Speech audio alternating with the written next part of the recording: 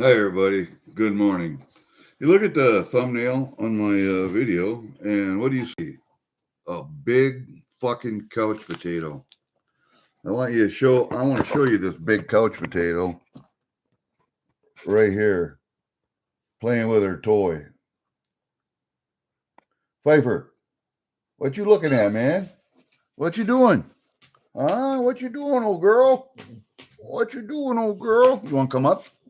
You want to come up on my lap? Is that what you want to do? Come up on my lap? Do you want to come up on my lap? Do you really? Is there anybody here? Is there somebody here? No, there's nobody here. Go look. Go look.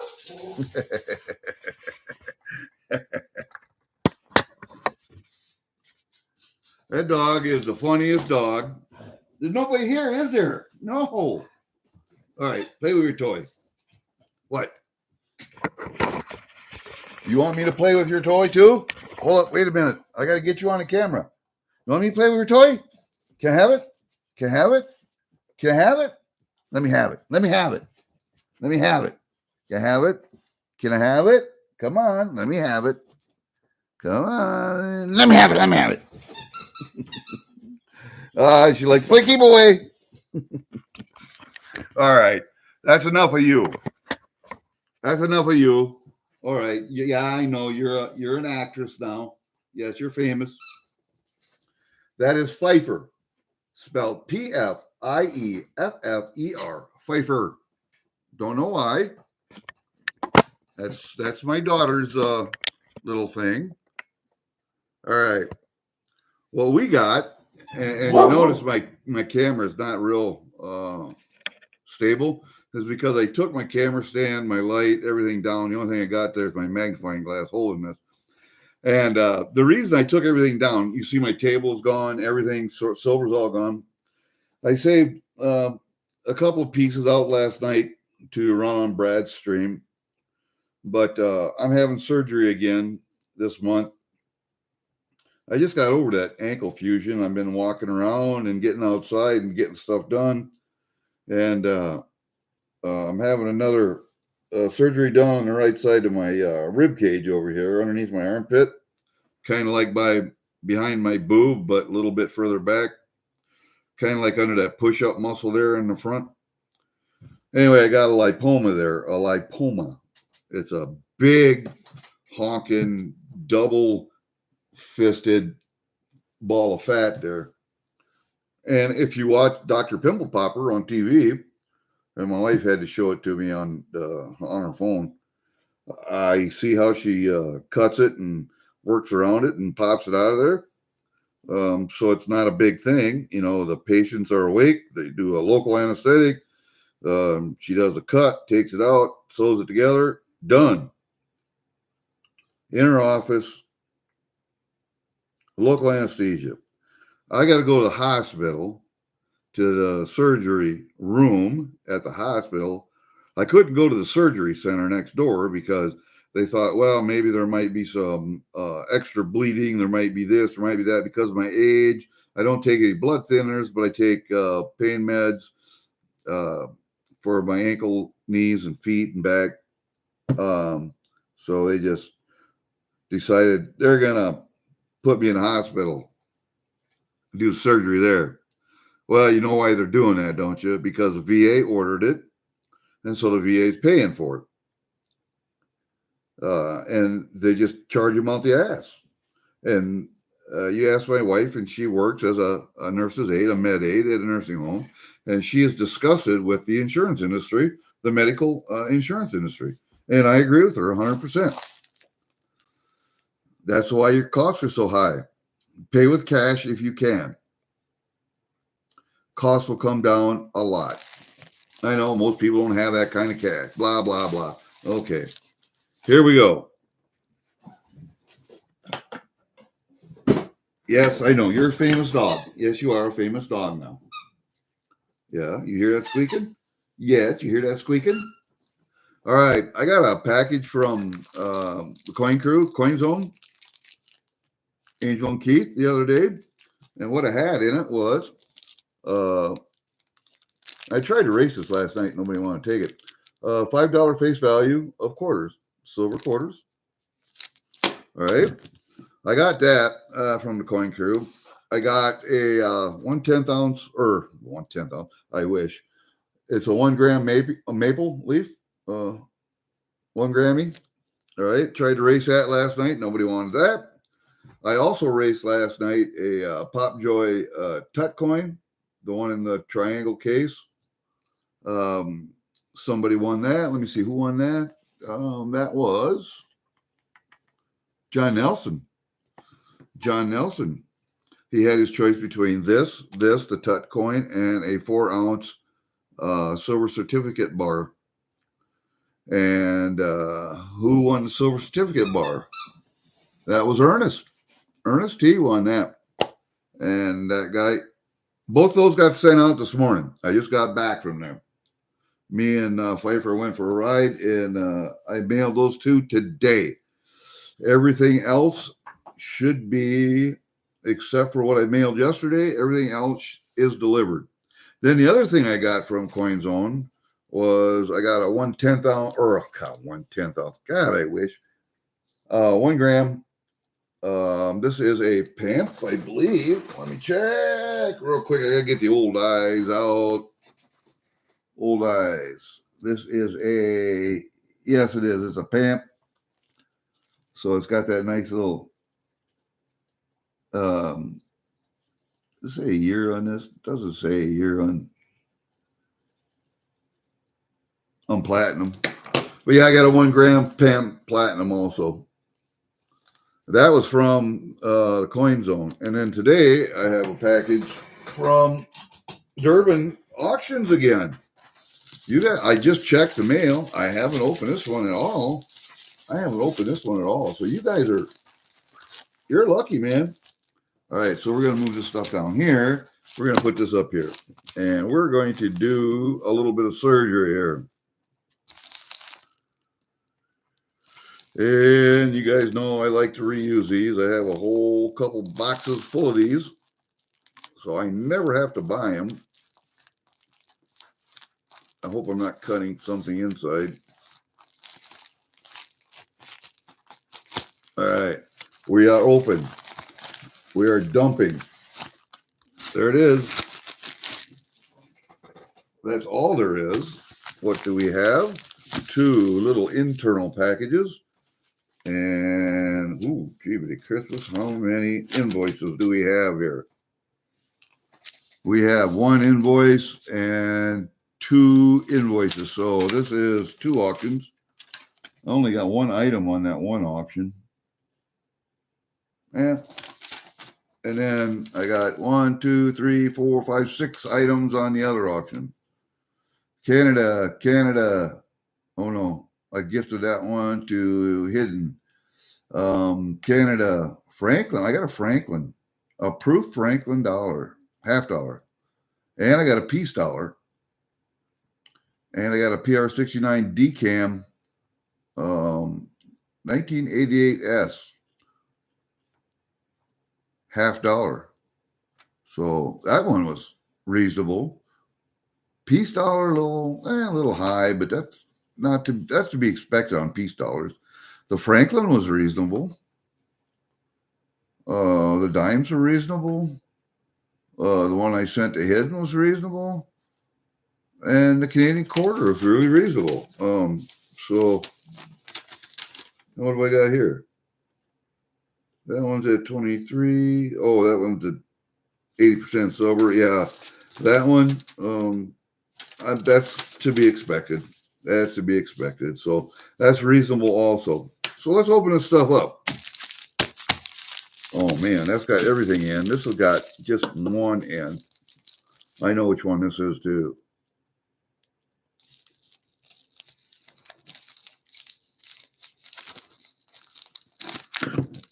So let's dump this one. Wow. Oh yeah, there we go. Yeah, that's all that's in that one. Everything else is in the other one. We'll take this one out. It's a Kennedy, I think. Yep, it's a Kennedy. No, is this a 40 or a 90? 88. This is a 40. A PR69 decam. It's an S, so. PR69 decam. I'm a sucker for Kennedys. I don't know why. Because I was in 5th grade, I think, when he got shot. Teacher sent us home. I remember crying all the way home. It was that kind of a day. It was that kind of a day.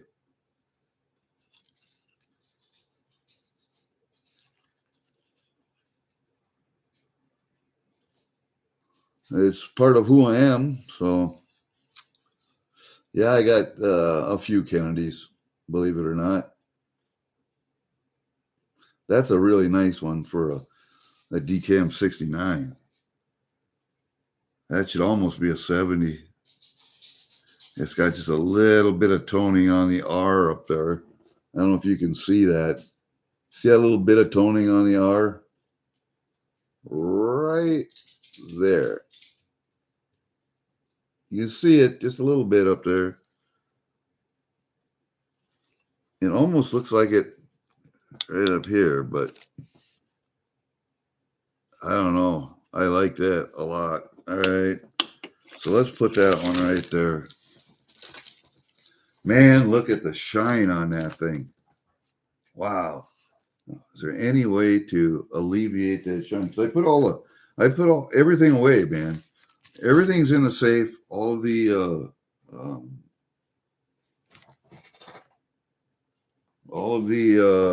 coin stands are all gone. Everything gone, man.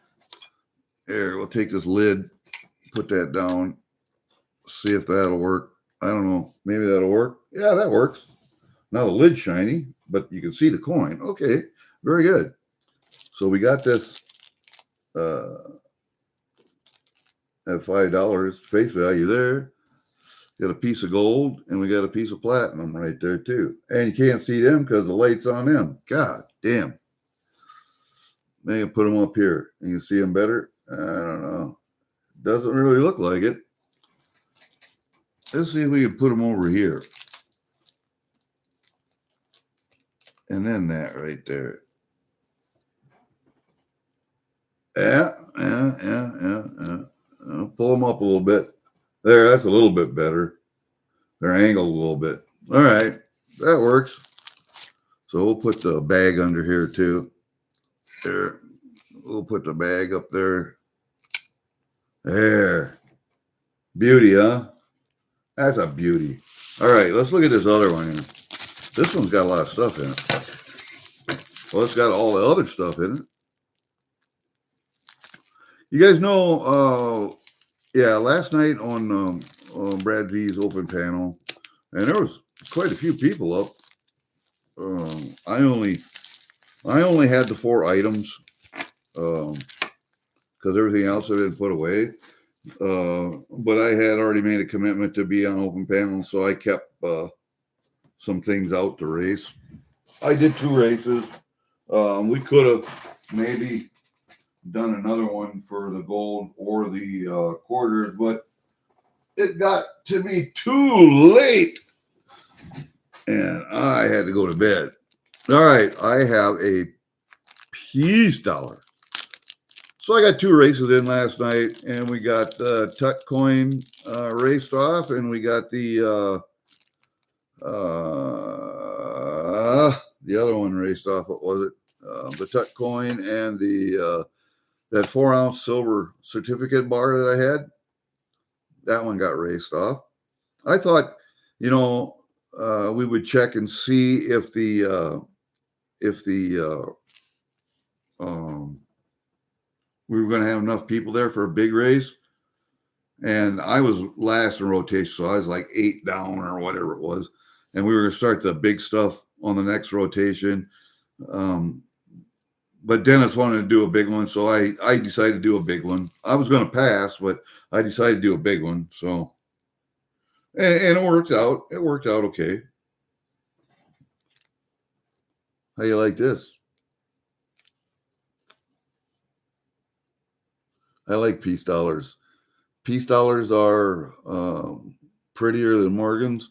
Morgans I don't like. I have 8, 9, 10 Morgans, but I got twice that many piece dollars. So I like piece dollars.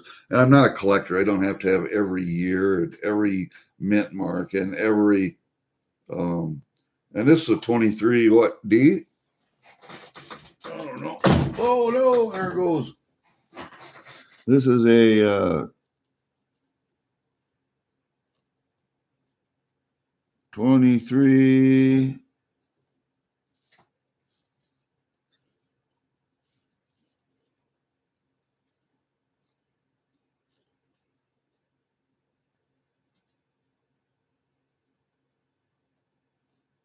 Oh, 23p. Oh, I can't see a mint mark.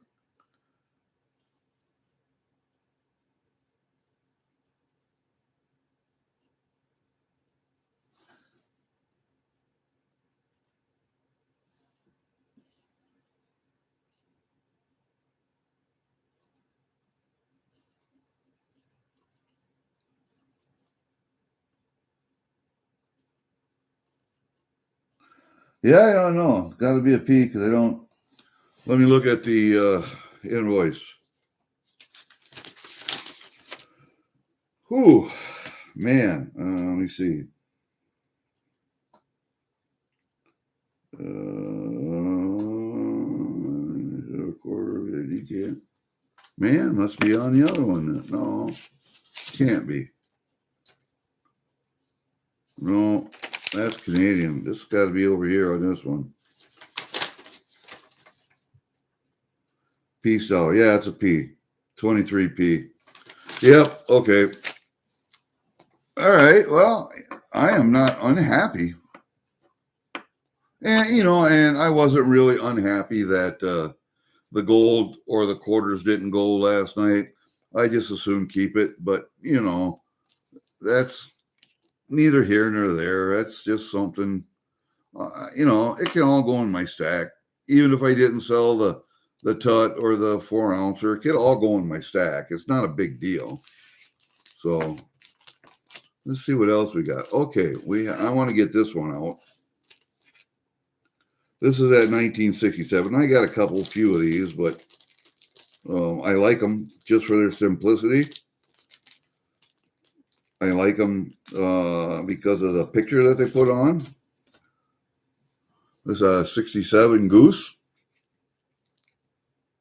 Really nice looking coin. I don't know, this one.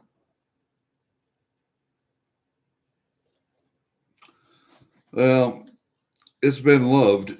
It's got a few little scratches on it, but it's a well-loved coin. It's got a few little scratches. If I had a magnifier on there, you could tell them. But I mean, it does cartwheel yet. It's a really nice coin. I'm not unhappy with that at all. So we'll put Mr. Goose out there too. Mr. Goose is that. I'll do those. Okay. There's Mr. Goose. Okay, what else do we got here? Oh yeah. We're gonna save that one till last, I think. Here we go. I got a bunch of these too, but they're silver and I collect Canadian, so this is what is it? 63. A 63 quarter. See the caribou. And that's a pretty coin too. A lot of these coins that come from Durban auctions are just in magnificent shape. This quarter, just looking under the magnifying glass that I have,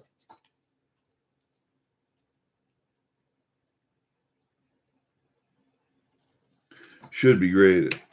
But that's a tough one, man. I have a lot of Canadian coins that should be graded. And I will send I will send some up to Joe Durbin and get his advice on them, because I really, really would like to get them graded, but God damn, I can't grade. I can't get 30, 40 some coins graded at one time. All right, and then we have the dimes, of course. We got the 2 sailing ships, which are the normal dimes for circulation, and then we have the mackerel, which was one that was busted out of a set. So the mackerel is never one for circulation, I don't think. I think it only came in a mint set or a proof set or whatever the hell it was. But those dimes are nice. I think maybe sometime Frosty's going to get a gift of a sailing ship from me. He's probably already got them, but I don't know. You can't see them worth a shit either. Well, let's take the dimes. We'll put them over here. No, that won't work either. There, we'll put them out here. We'll put the dimes out there because they're not a big thing. All right, the last item I have for you guys to look at that I got today from Durban Auctions.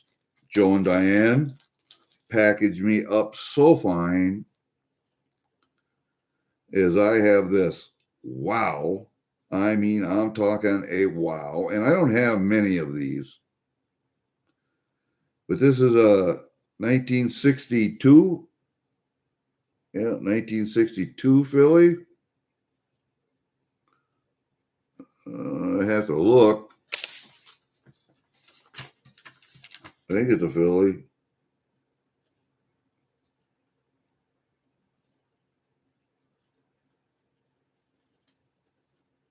(1962) PF, whatever that means. It's a filly.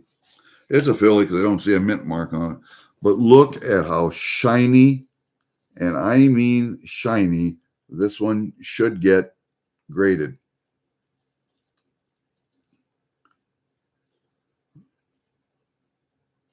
Look at that. And I'm going to be looking for bell lines here real shortly.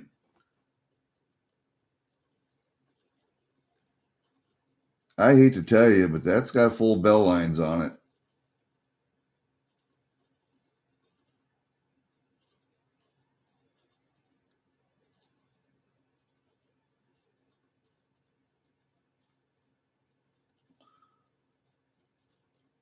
In my opinion, it does. That, you guys look, but that looks to me like it's got full bell lines on it.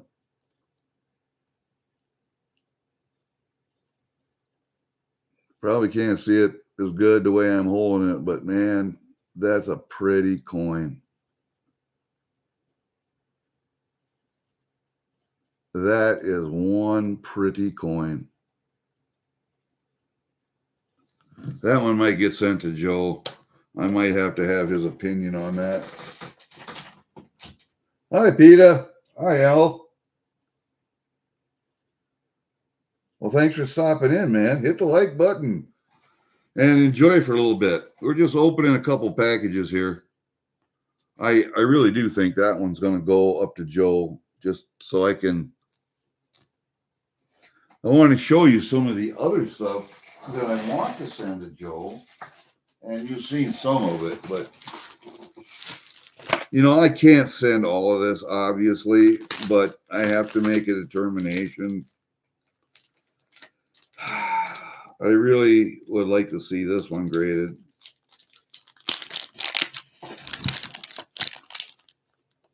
I would really love to see that one graded.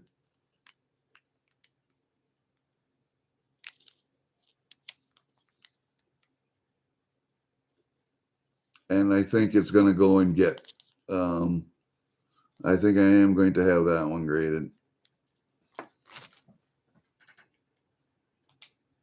That's a Cook Islands. That ship is just wonderful. I think that one's going to get graded. And I have a few more, but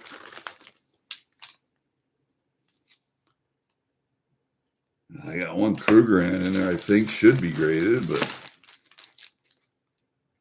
And there's some maple leaves here that you think should be graded, but these are ones with privies on, I think. Yeah, I got two of them here with the cougar privies on. If you can see the cougar privies there.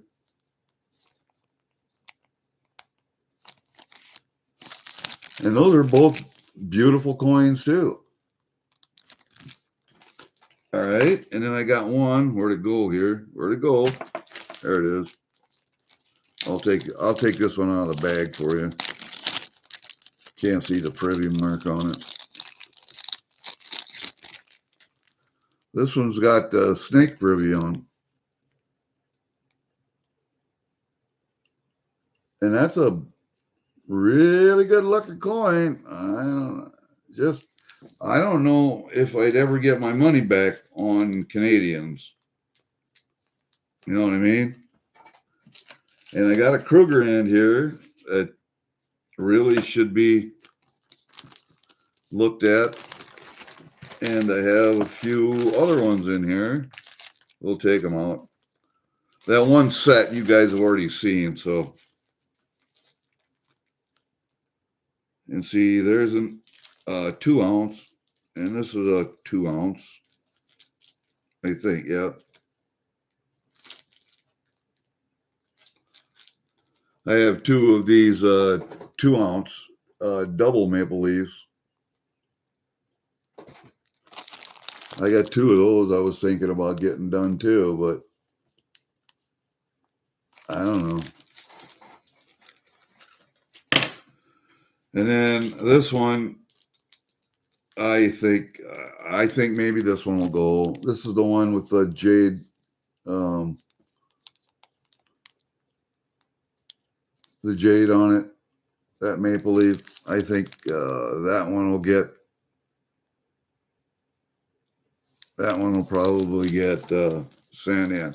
So let's just see. We're going to send in this jade. I have a whole bunch of maple leaves. What's this one? Oh, yeah, I got another one here. That one's got the monkey privy on it. You can see the monkey down there. So what do I got? I got snake privy, I got cougar privies, I got monkey privy. I don't think those will go in, but this one set, and that's a 2015 Panda. Now this Panda looks exceptionally good. I mean, it does. Exceptionally good. Look at that background up there. There ain't a scratch or a hair on this thing. I don't know.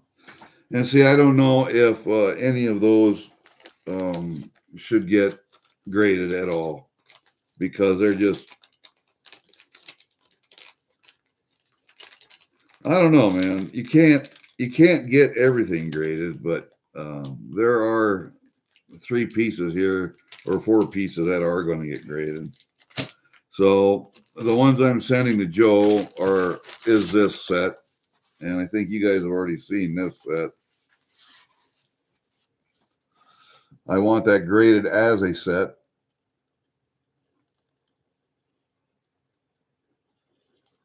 This is a beautiful set, man. Just a beautiful set. And I want that graded as a set. And I think they do that, but I'll ask Joe his opinion. And then this ship definitely is going in. That Cook Islands is definitely going. So we got that one set and a Cook Islands coin. We do have this jade maple leaf. I'll ask him his opinion on that one, but I think, let me take it out of there. I think just looking at this one, it should be graded. You guys, just looking at that coin, that thing should be graded, I think.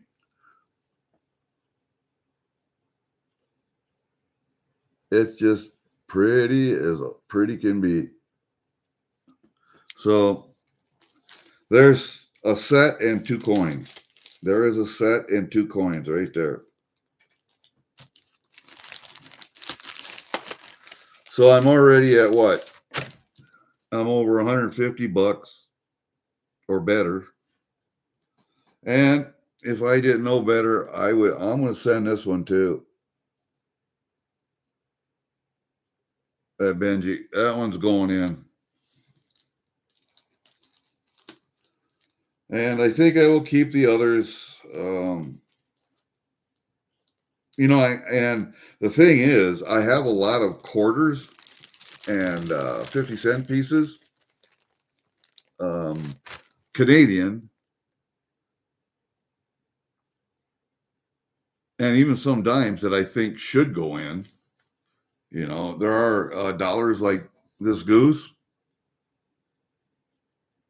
This one's got a few scratches on, but most of these gooses and the Voyagers have some scratches, but I think they would grade very well. But my God, how many can I send in? You know, then the thing is, you send them in, you get them graded, you got them in your stack. Are you going to keep them or are you going to sell them? Well, I collect these Canadians to keep them. I don't collect them to sell them. So,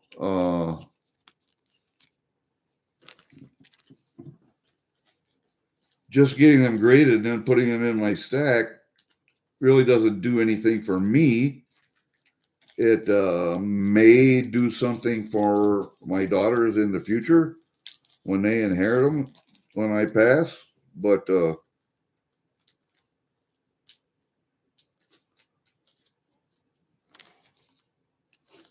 what I almost think that peace dollars should be too, but you know, peace dollars are peace dollars. And it's just, then you look at all the stuff that you already have graded in your stack, and I got a whole box full of graded stuff.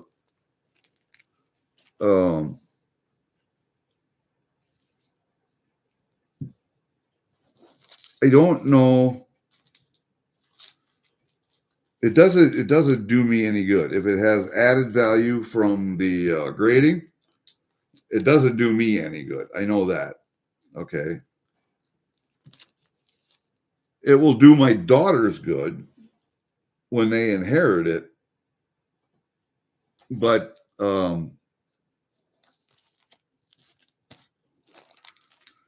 as far as grading goes, for me, it won't help me at all.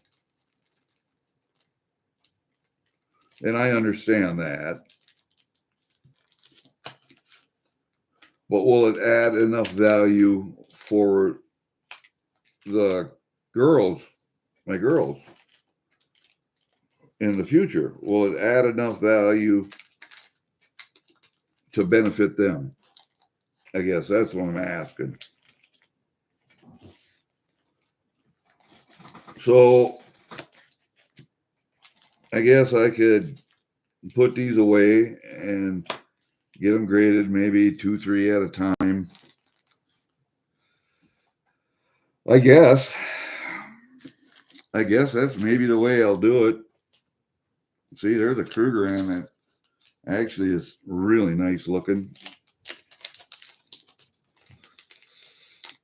And we got all these maple leaves.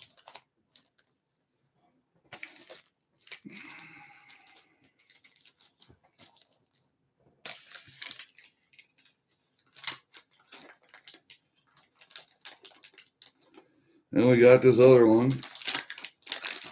that I think is a contender, that Panda. But man, oh man, you know, let's just, we'll take off these right here. Now look at all the coins. Is there a way that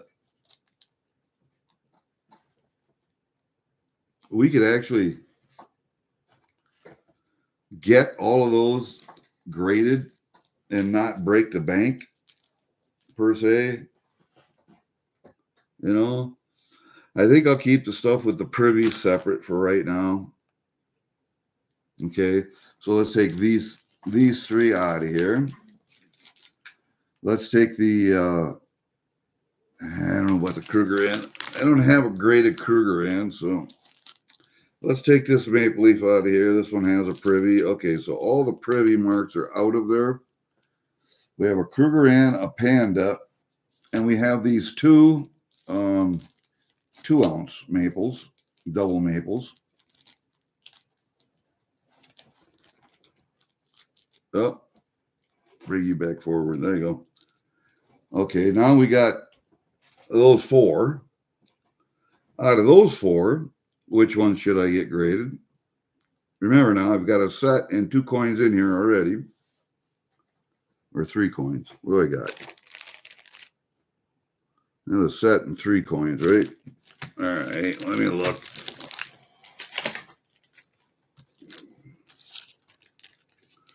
I think I have a set and 3 coins. Hold up. Just let me look. We got the one with the jade in, yeah. And we got the Cook Islands coin, and we got the Benji. Okay. Now, the Cook Islands ship and the jade coin are unique, kind of. The jade is, for sure. So those would hold value graded, in my opinion. The Benji will, definitely will. Will these add value? These right here, will those, getting them graded, will add value in the future for my daughter? This is a 2015 Panda, so that's the last of the full ounces. Okay. That one, maybe yes.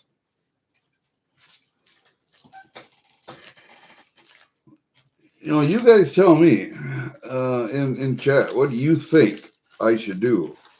I mean, I value you guys' opinions. I really do. So I think what I will do is maybe send 2 of these in. I may send the Panda and the Kruger in. I may send those 2 in. So there we go. We got 5 coins in a set. 5 coins and the 1 set. I don't know. All right. That's what I'm going to send to Joe Durbin right there. And ask his opinion on those.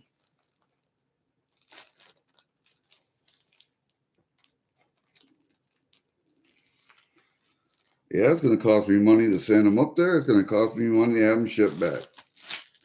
But 4 or 5 ounces is not going to break the bank. So what do I got in there? 1, 2, 3, 4, 5, 6 ounces maybe. So, okay. We'll do that. Rest of this stuff I'll put back out in the safe for right now.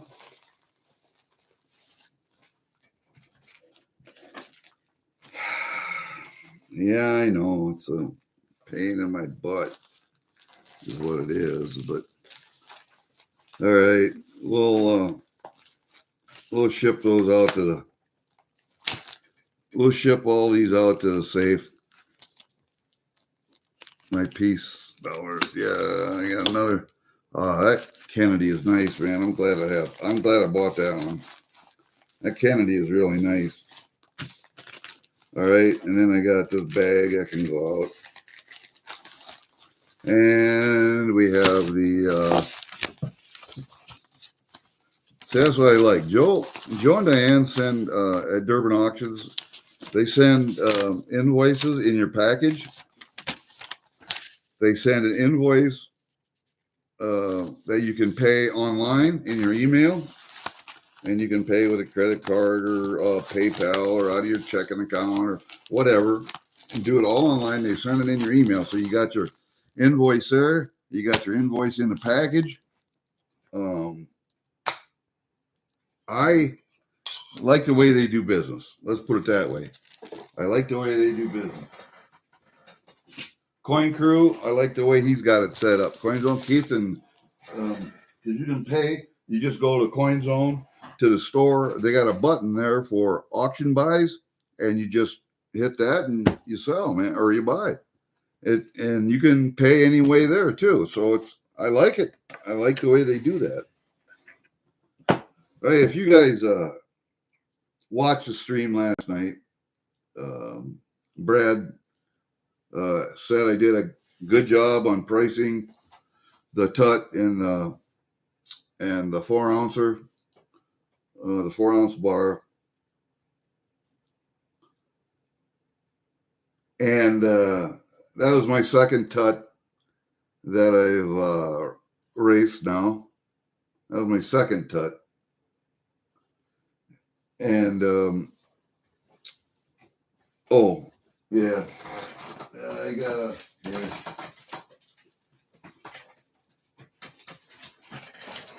We got the box all ready to go, so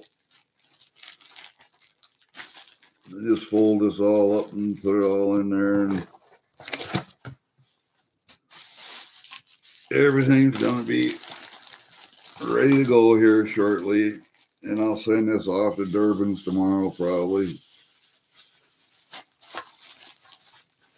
Put some packaging in here. I hate packaging because all it does is just add weight. It's plastic, so it's not that much. All right.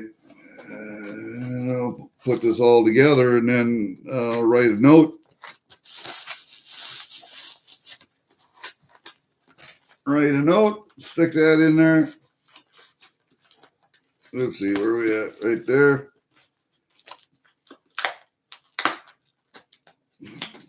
We'll tape that mad bama jamma together, take her to the post office, and get her sent off. I want to get that sent off before I go in for surgery.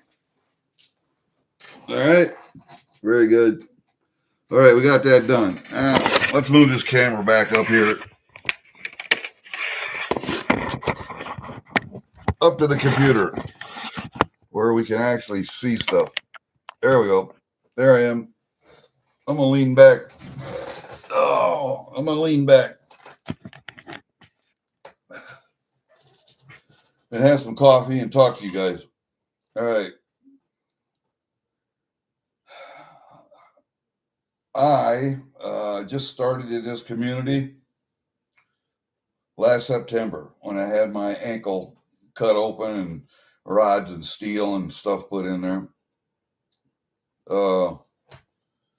So from September, October, November, December, January, February, January I was walking. December I was walking.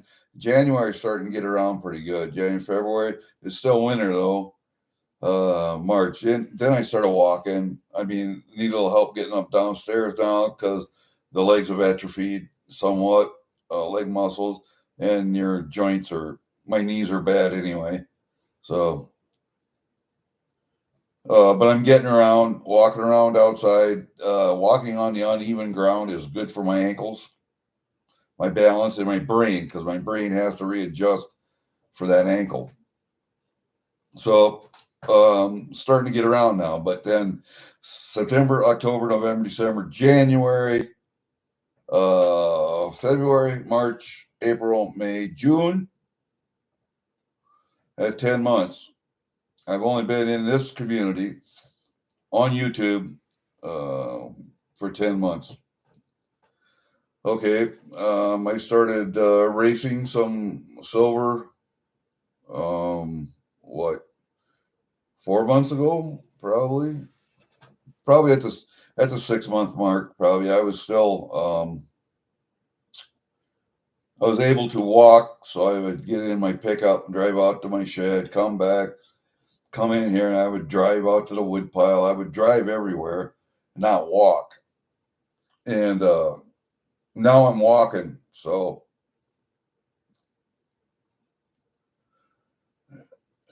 now I can go and then I can go and bring silver in, bring silver out, go over to the other safe, come back, And so I started racing it. Well, I don't know how to run the races. I am not that technologically proficient yet. I don't know how to run the races. I did start my own YouTube channel, which is something for a 68-year-old, I guess. I don't know. Learning how to do that shit. How to make videos and put them up, and I don't know how to get monetized. I don't know how to do any of that crap yet at all. I don't make enough videos to do that, I don't think. But I don't know how to run races. I don't know how to. I only got one monitor and I got one computer. I don't have multiple monitors. Don't have multiple computers. I don't have a laptop here. I got my phone, which is an old one. It's an A10e Galaxy. So it's slow.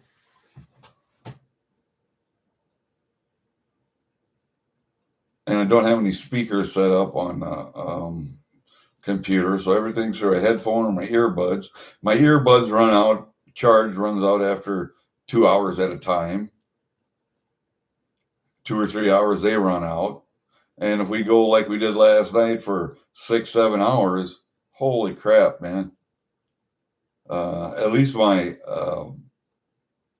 headphones I could plug in and I can run them that way.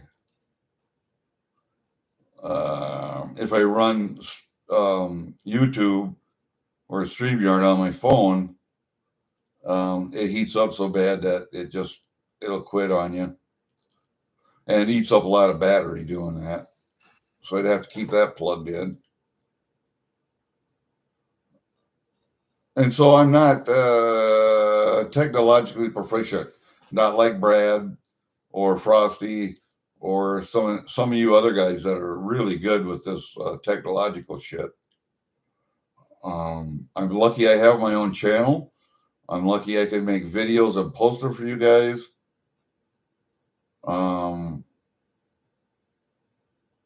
I do need to know on racing. I need to know more about how to price banks.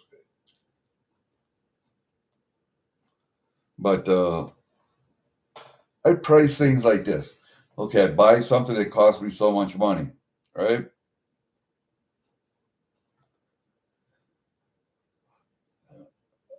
You have that cost. And then you have your time sitting in front of the computer, racing it, whatever. And then you have to ship it. So you got $6 shipping. And I've been charging $5 for shipping, or figuring that in to the cost. But shipping's gone up, and I've been shipping at a loss for the last 3 or 4 months. So I've eaten the 40 or 65 cents or whatever every package. So now I'll just figure $6 into the cost.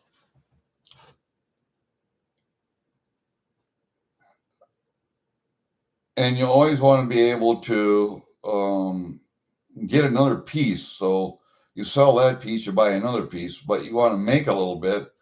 So, maybe every couple of races you can buy another new piece to put on the table. Okay. So you figure that in.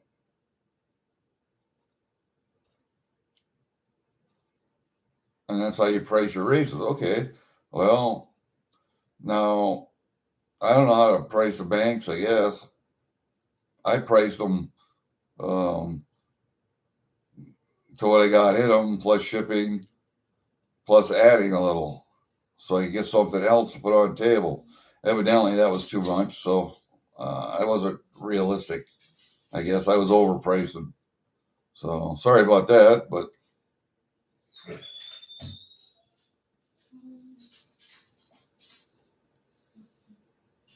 anyway, I guess I did a good job last night. So I'm learning. That's all I can tell you. I'm learning. I will. What you want, doggy? Pfeiffer, what you want? Oh, you're a good girl, ain't you? You want to hop up? No, you want to hop up here? Come on, hop up. So people can see. I know you're not supposed to hop up, but Grandpa said you can. So, good girl. She's a good girl. She came from the shelter. What? You want to play or what? Oh, she came from the shelter. My daughter volunteered at shelter and walked dogs and cleaned pens. And this dog, she got attached to. Can I have it? Can I have it? Oh, give it to me. Give it to me, you. These planes keep away all the time. And so she adopted her. Oh, I almost had it. Can I have it? Can I have it? Bring it to me. Bring it to me. Come on. Let me have it. All right. Anyway, brought her home, and she didn't like me. She doesn't like people. Doesn't like strangers at all. At all. She will get up in your face and growl at you an inch away from your nose. You're scared shitless. You are. Hair on her back stands up. She put my furnace repair guy in a corner in the kitchen. He was climbing the corner. Well, see, he knows he can come in. If the door is open, he can come in, go down, do his business, and trust him. I trust him completely. But I had the dog here one time, and he was coming, and I forgot. And he came in the house, and from me here sitting at the computer to the kitchen is all of 25 steps. And she had him in the corner before I could get out there. Anyway, he didn't say anything, but that's how she is. She's never bit anybody that I have ever seen, but she will come up to you and nibble with her front teeth. She'll nibble on your hand or something just to get a reaction out of you. And if you react, she doesn't like it.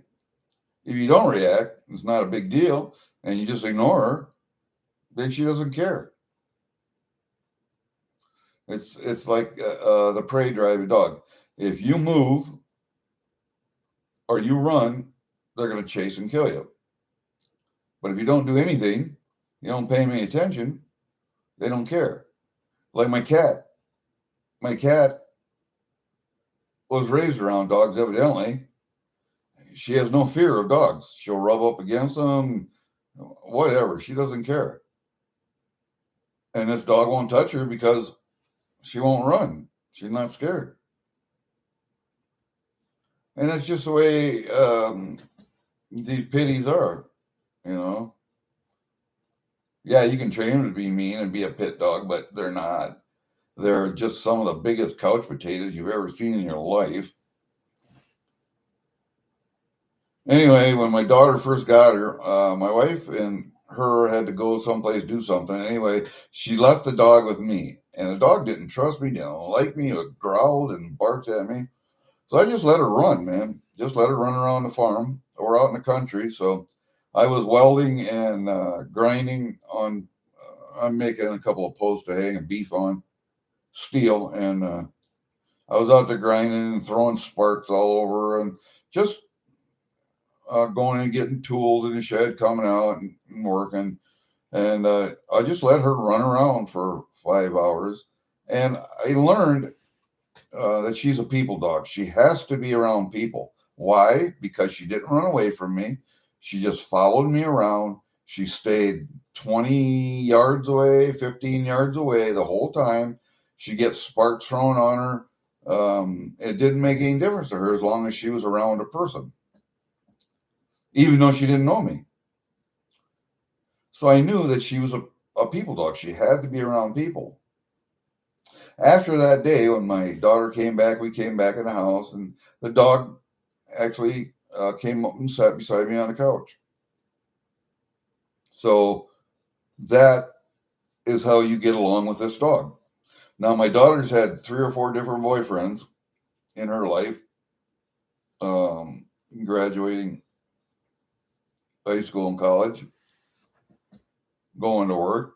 I think she's on her 4th one now.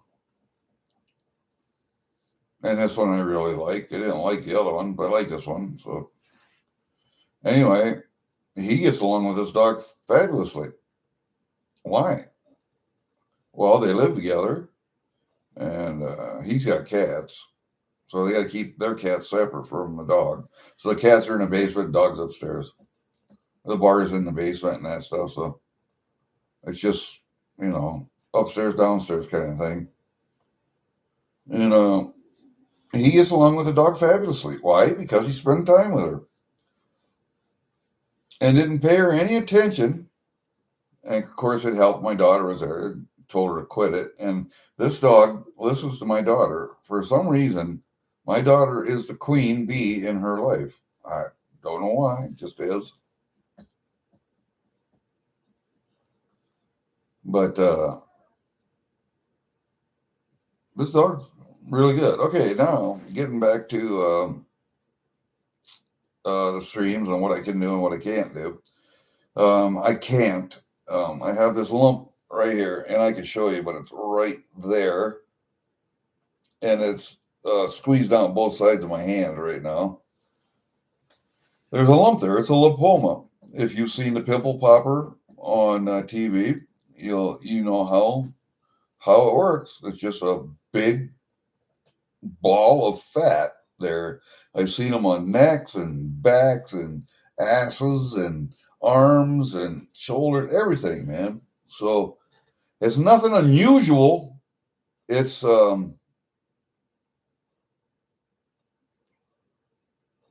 I guess it's more usual than I thought it was. Anyway, I have one. It's got to come out because all it do is get bigger. So I have noticed that it shifts around quite a little,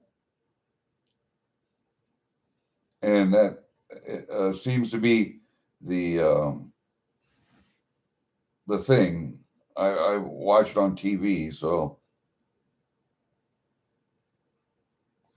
you think that's what it is, Al? I do not play the piano, Al. That piano right there.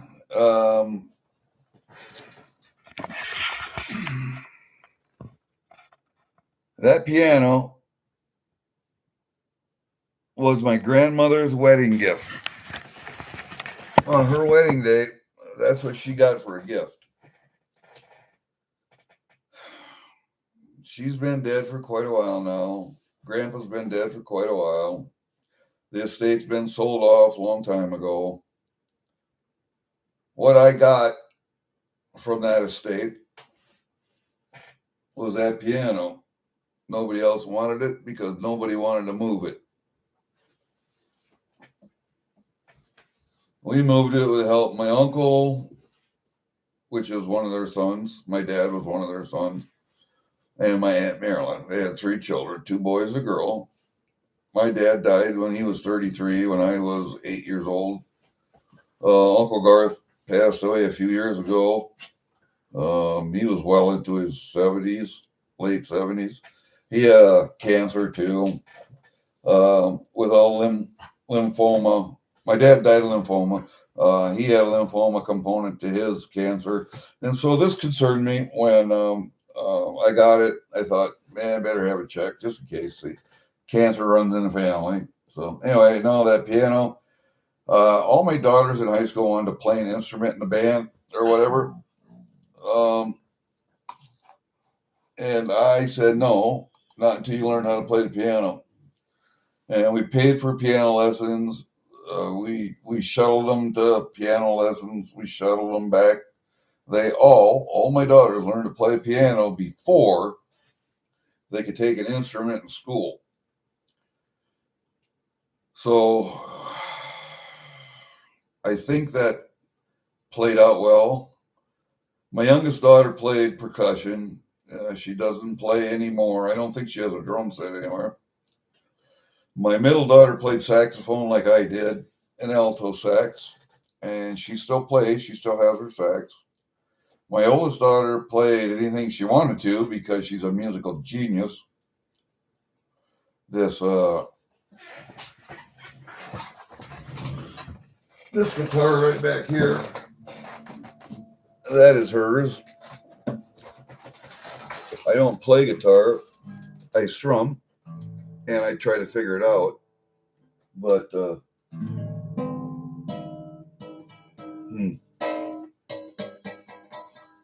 oh, I know. I got a pickup there. Yeah. Yep.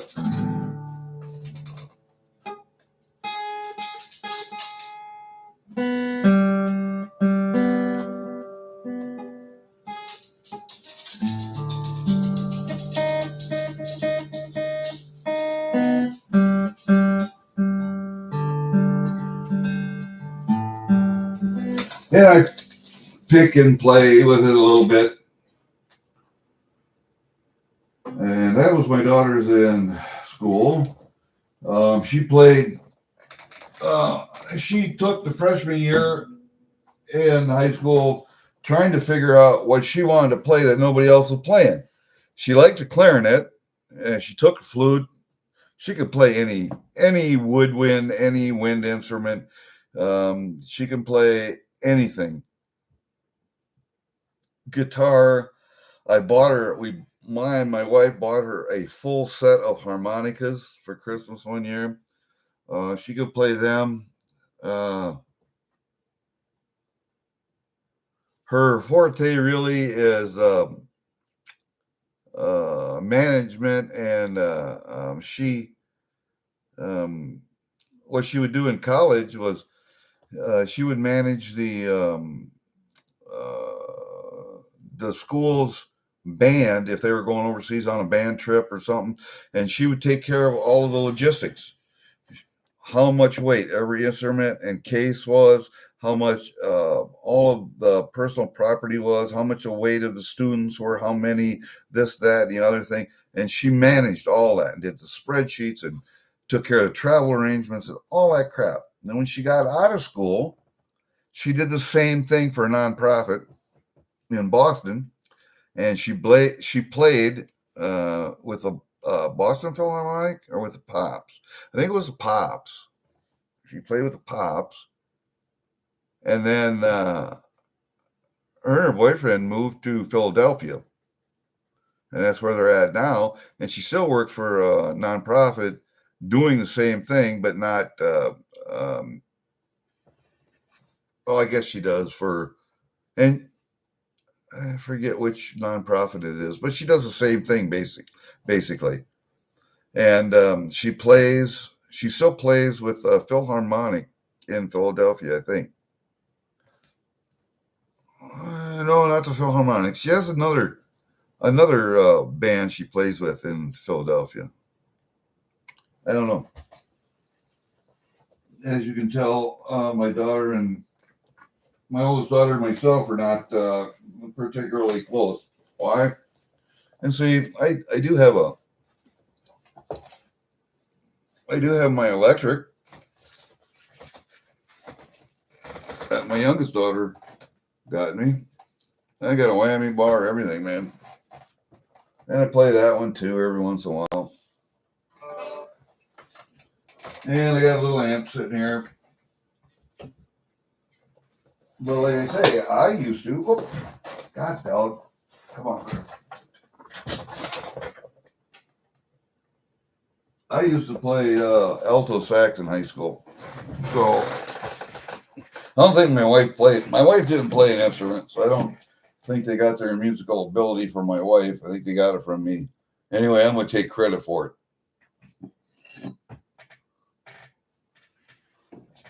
I'll tell you what, Elle. Every child should take a musical instrument or learn music in high school or in grade school and continue that in high school because it teaches you certain principles that carry over into other subjects that people don't even think about. It teaches you math. It teaches you frequency and harmonics that carry over into science. It teaches you a lot of other things that are essential to learning in high school.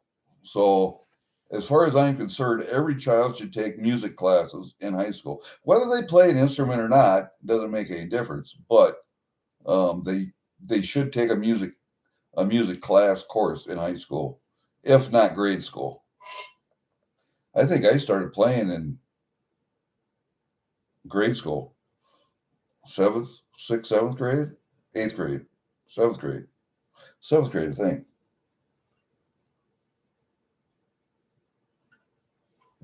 And then when I got to high school, because I had to kind of make a choice between basketball and music, I chose basketball and let the music kind of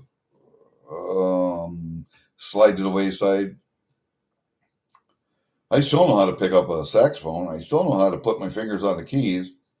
I can blow into it and make noise yet. I don't know my notes anymore.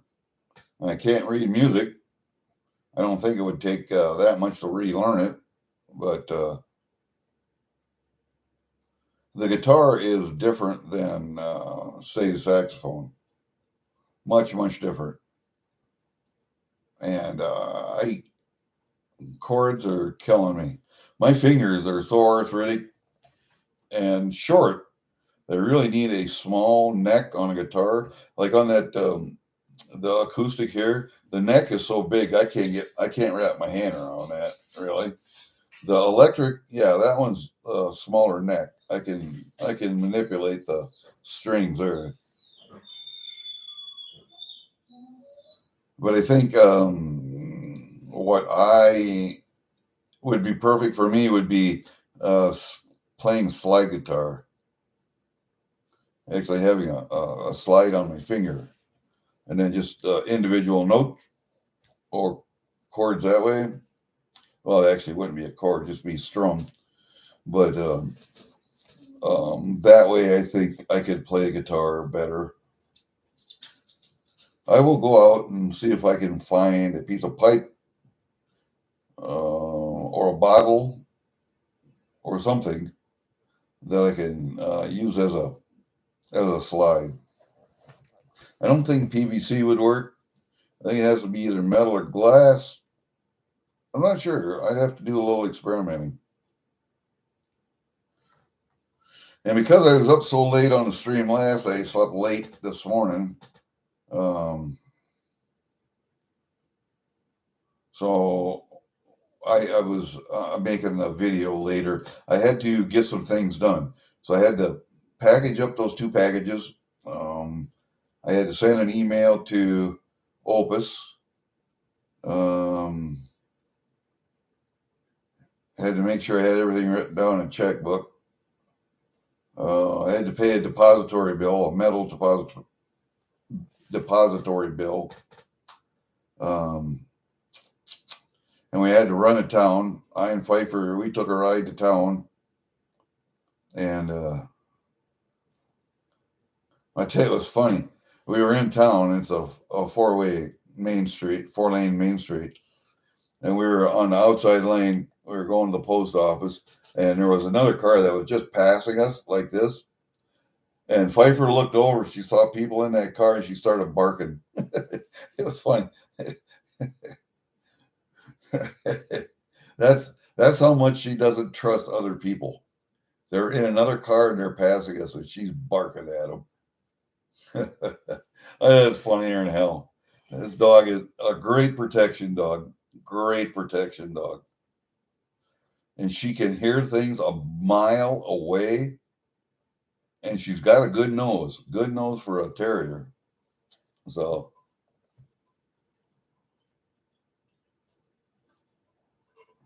anyway, those are some thoughts about the stream last night. And like I said, because I'm having this thing taken out here, there's going to be an incision that's going to be, I want to say 8 inches long anyway. And then they're going to have to stitch that up. And that's going to be right here underneath my arm alongside of my chest. So that's the hand that I run my mouse with. If you can see that. I don't know. You can't see it probably. But that's the hand that I use. And as sitting in a chair, I'm not sure I'll be able to raise my arm like that. So I don't even know if I'm going to be on the internet, to tell you the truth, unless I sit close and.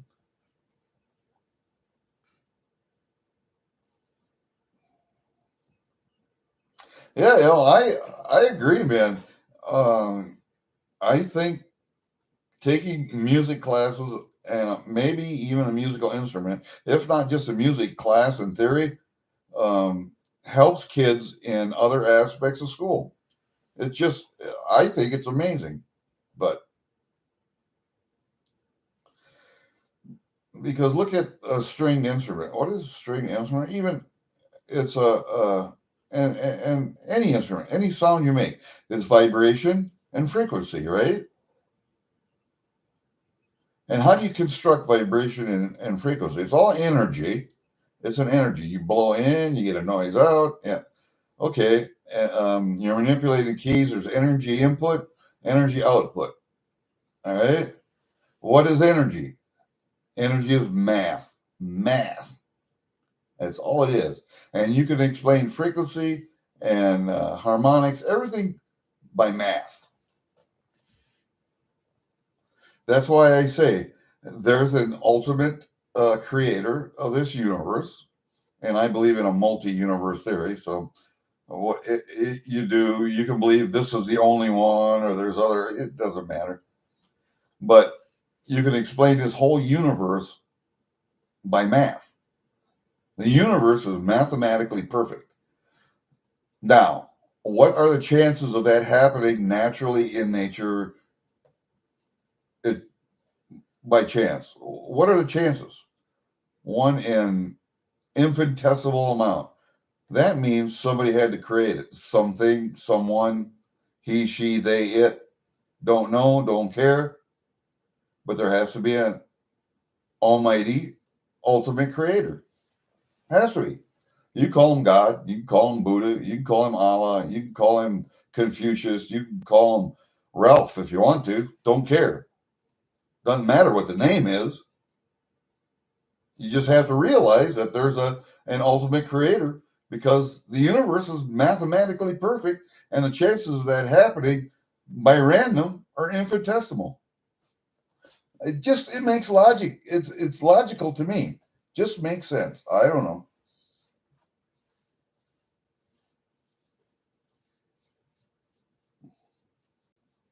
And then I believe also, multi-universe theory. I don't believe this is the only universe. I think this is one marble, just a marble in a giant fishbowl of marbles, and there are all kinds of other universes all around.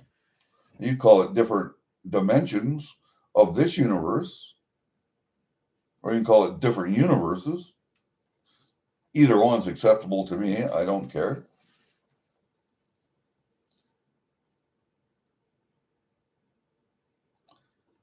See, there's a dimension where I'm president of the United States. There's a dimension where I'm a homeless bum. There's a dimension where I was never born. All possibilities exist in different dimensions.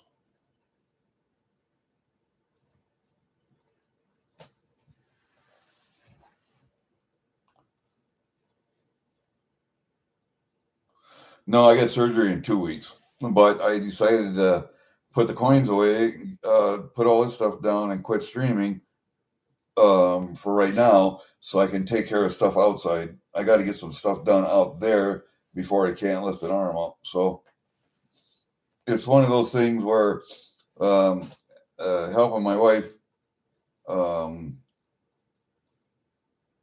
helping my wife out, so she doesn't have to do extra stuff. I mean, she's already doing enough, so she doesn't need to do any extra stuff.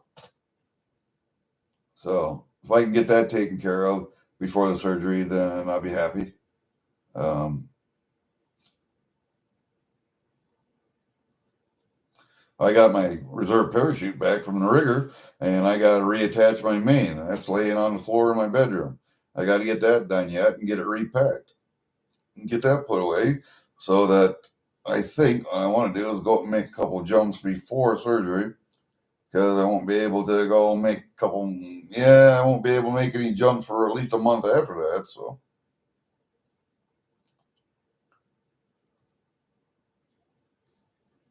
Yes, all possibilities are possible. I don't know. Do you guys ever? There's a YouTube channel on. It's called the Y Files, WHY Files, and it's funny, but it's nerdy. Um,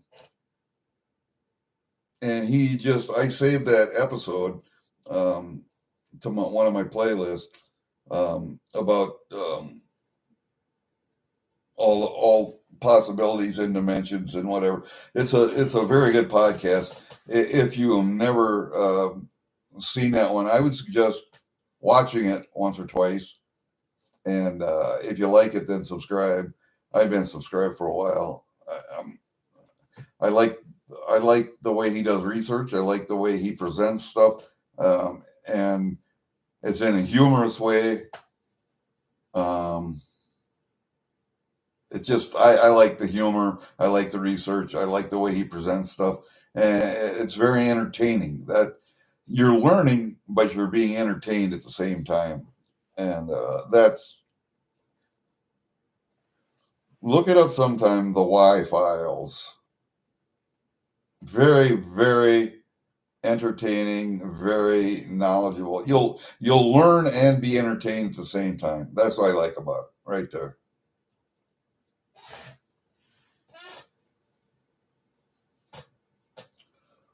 And if you like goldfish and camels, Hecklefish is his sidekick, and he heckles. Yes, that's why they call him Hecklefish. But and Hecklefish talks, so it's very entertaining. And Hecklefish has a friend, Gertie the camel, and you get to see her every once in a while. And he's got two beaver buddies also. Yeah, it's hilarious. It's hilarious, man. It's hilarious. I don't know. Yeah, I got to go do stuff today. What else do I want to get done? I got a lot done yesterday, and I started to do stuff today. I haven't. Um, I haven't gotten as much done today as I want. I want to go outside, but it rained, it thundered, and lightning last night like you wouldn't believe, and we got puddles everywhere. So I'm glad I mowed lawn when I did. I mean, from the last between the thunderstorms here, I mowed lawn, but it was still, I shouldn't have mowed. It was too wet, but I had to. So, yeah, I tore up the lawn a little bit, but, you know, that's the way it is. But I'm glad I got it mowed now. And my wife was burning the limbs. She got a big pile. She's cleaning out the grove back here. We got a bunch of windbreak trees, ivy. And that's not ivy. What the hell is it? Locust. That was planted 60 years ago, and it's getting wild. And so she's trimming it all back. And some of it's going to come out. We're planting new trees, and she's burning as she's cutting. And she bought her own chainsaw, a little one, so she can handle it. And she's cutting limbs and burning. And then anything that's big enough to burn in the wood furnace, she's saving and stacking. And I'll go out and pick it up with tractor and loader and dump it in the shed so it'll dry out and get burned later. That locust is good burning stuff. So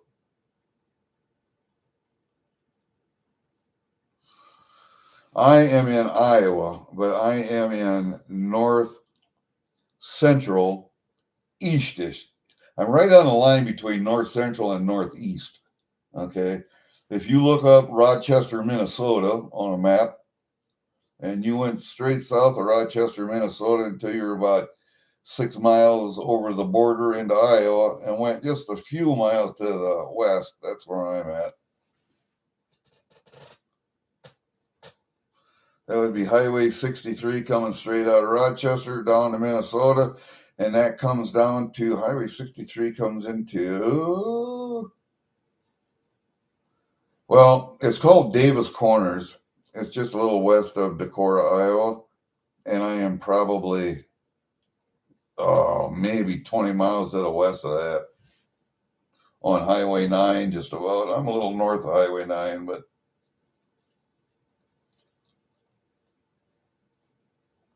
just about straight west of Decorah, 20 miles.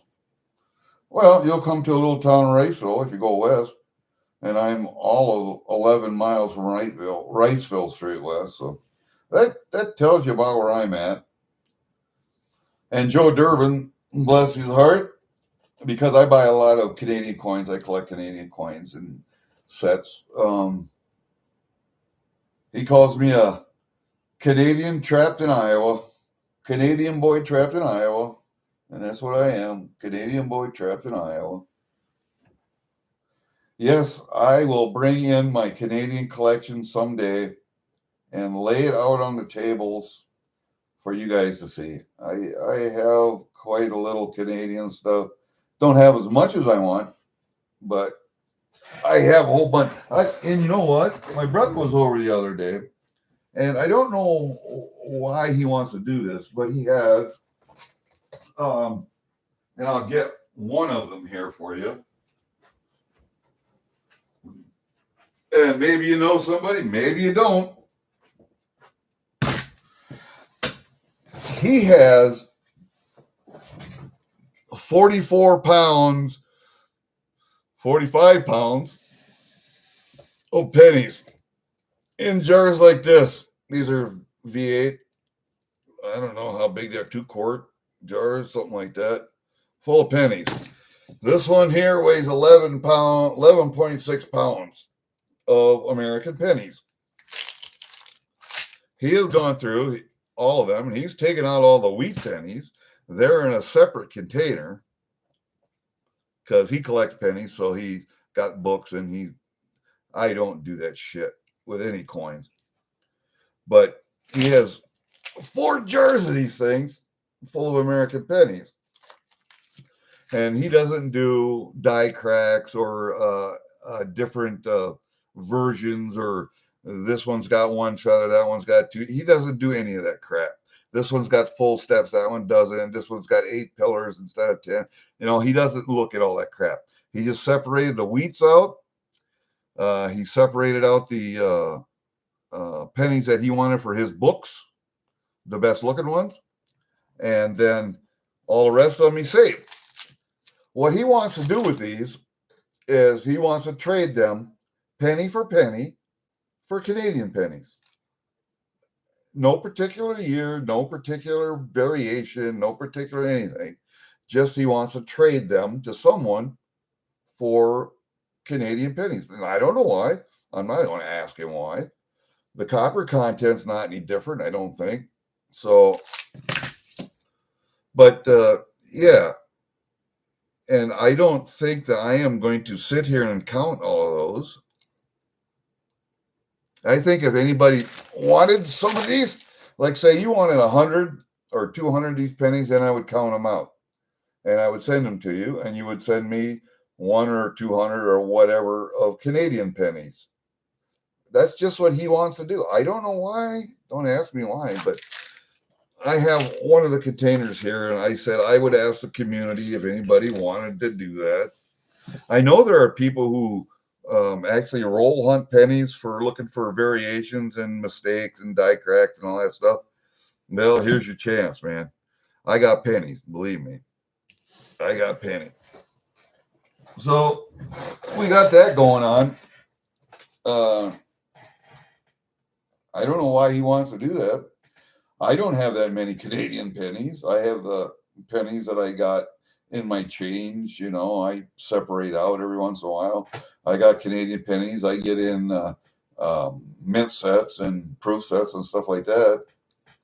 But I don't collect Canadian pennies per se. I just collect Canadian coins. And I really do like the 80% silver stuff. Although I do have some 50% silver stuff. And that's not as common as you think, that 50% stuff. And I have some really nice clad sets. Not that I like clad sets, but, if it's a mint set or something like that, then yeah, then I'll buy if they're clad just to have that year. But why anybody wants that many Canadian pennies, I don't know. He does have a lot of Canadian nickels, the beaver nickels. He does have a lot of Canadian dimes, and they're all separated out. He's got ammo cans just full of that stuff. The caribous are all separated out. The shield 50-cent pieces are all separated. He's got all that stuff separated out. I'm going to have to go over and ask him one day to bring out all the Canadian stuff so I can look at it. And I may just buy it from him. I'll give him cash for it. We'll count them out, and there you go, man. That's what I want. He did bring over one time a bunch of Canadian stuff. No, American stuff. Canadian stuff. And he wanted to know what was plated and what was silver. So I went through with a magnet and picked everything out. And then the stuff I found was silver. Then I put it on my tester on my Sigma and checked it all out there. And all this clad stuff you could pick up with a magnet. So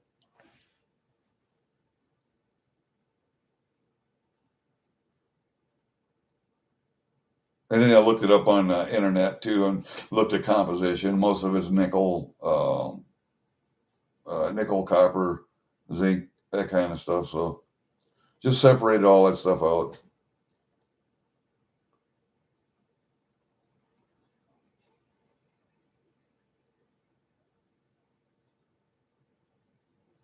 I called my depository today where I got most of my metals stored.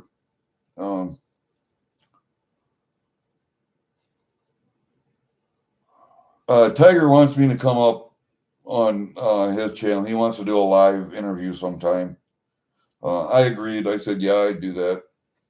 But we haven't got together on it yet. I came up live with Frostbite on his channel when he did the DB Cooper research and story that he did, because he knows I skydive. He knows I'm a military jumper, or was a military jumper, and I still skydive.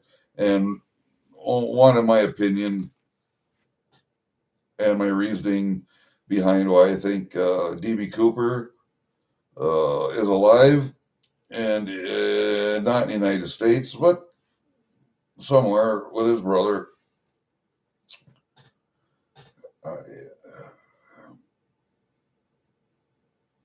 So, yeah, I've been up live on a couple, or on one, and I'll be up on Tiger's one of these days, probably after surgery, I'm thinking. And you go back and watch the Frostbite live. It's the DB Cooper one.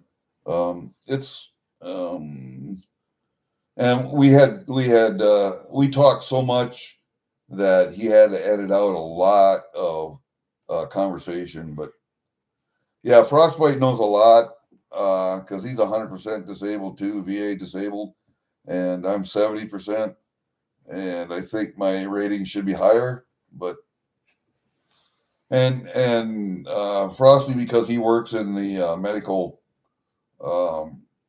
field on the technology side of stuff. He knows all the ins and outs of negotiating the VA battlefield. So, yeah, I rely on him a lot for advice. Very knowledgeable man. Very knowledgeable.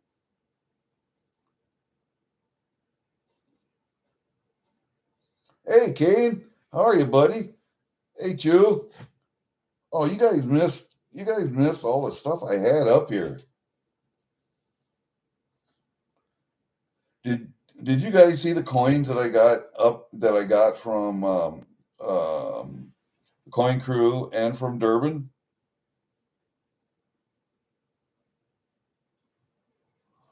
I got them down here. I can put them back up on the desk and show you. But yeah, you guys, here.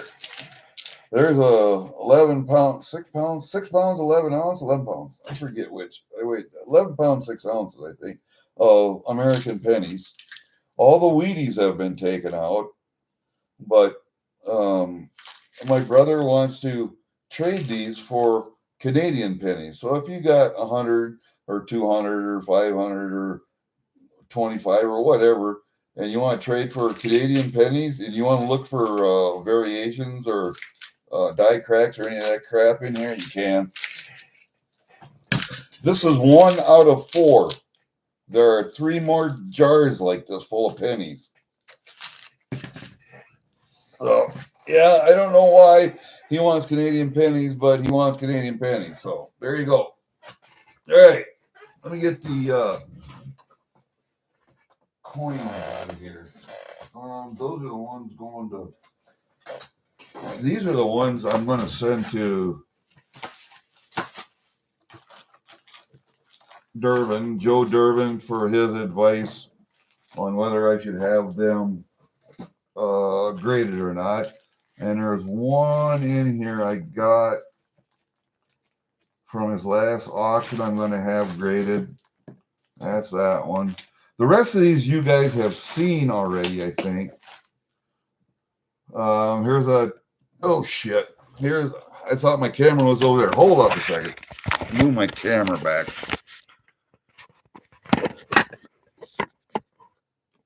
All right. We're going to move it down like this. All right. I got a full 2015 Panda that I think is in excellent shape. So I don't have a graded Panda, so I'm going to have him give me his recommendation on that. I have a Krugerrand here that's just absolutely wonderful, and I don't have a graded Krugerrand, so I'm going to ask his opinion on that one. Then I have this Jade Maple Leaf, Canadian Maple Leaf. That one definitely I think is going to get graded just because of the collectability of it. And I think, if I'm not mistaken, it was Gremlin Ashley that got the other one, because there were 2 of them. One was a Jade Polar Bear and one was a Jade Maple Leaf. I got the Jade Maple Leaf. I think she got the Polar Bear. I'd like to have them both, but we'll see. 2014, they're $20 coins. It doesn't say if there were how many were made or not, but I think it's a rare enough thing, or not rare, but desirable enough thing to have graded. I don't know. I'll ask Joe's opinion on that. And then I have, what is this one? Oh, yeah. That's a Cook Island ship coin. That one is beauty. Just a beauty coin. I'm going to have that one graded. That's going for damn sure. And I have, oh, this Benji is just, this is a 62 Philly Benji. That one is so proofy. My God, is that proofy. And if you look at this bell, and I can put the magnifying glass on, but it looks like it has full bell lines to me. So, and I got that one cheap enough, man. That one, I think, is going to go. I can't get those bell lines to show. And I don't know where they. Oh, yeah, I do too. Hold up a second. I got my other magnifying glass here. Can you see the bell lines on that thing? Oh, hold still. Can you see bell lines on that? Look at that right there. That looks like it has full bell lines to me. So I'm sending that one in too. I don't have any graded Franklins.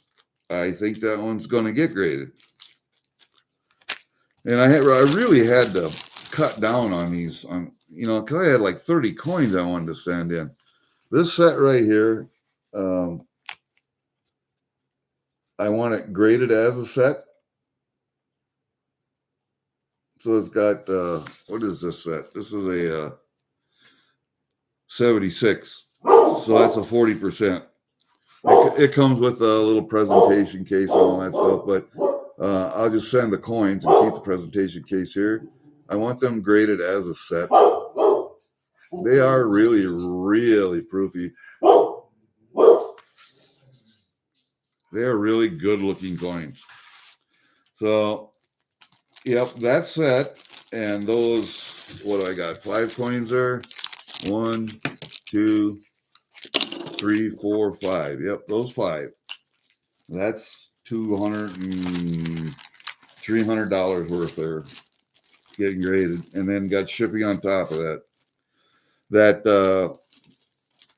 one Benji was one I got today from Durban. So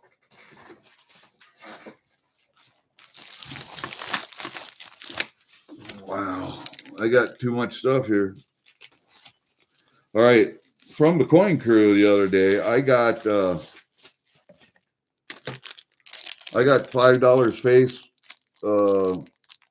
Washington quarters, and I tried to race them last night on Brad V's stream, and nobody wanted to take them. What else I got here? Oh yeah, this all came from the Coin Crew right here. I have the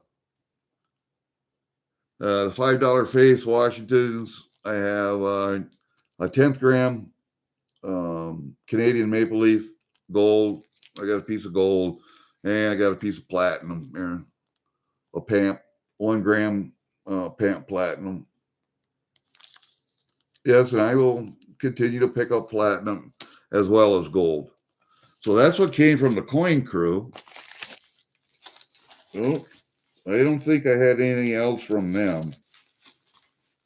I missed the last auction. They had a Dos Peso, a gold Dos Peso. God, and I missed it. I got busy doing something. I thought I had enough time to get back to the computer, and I didn't. And I missed it.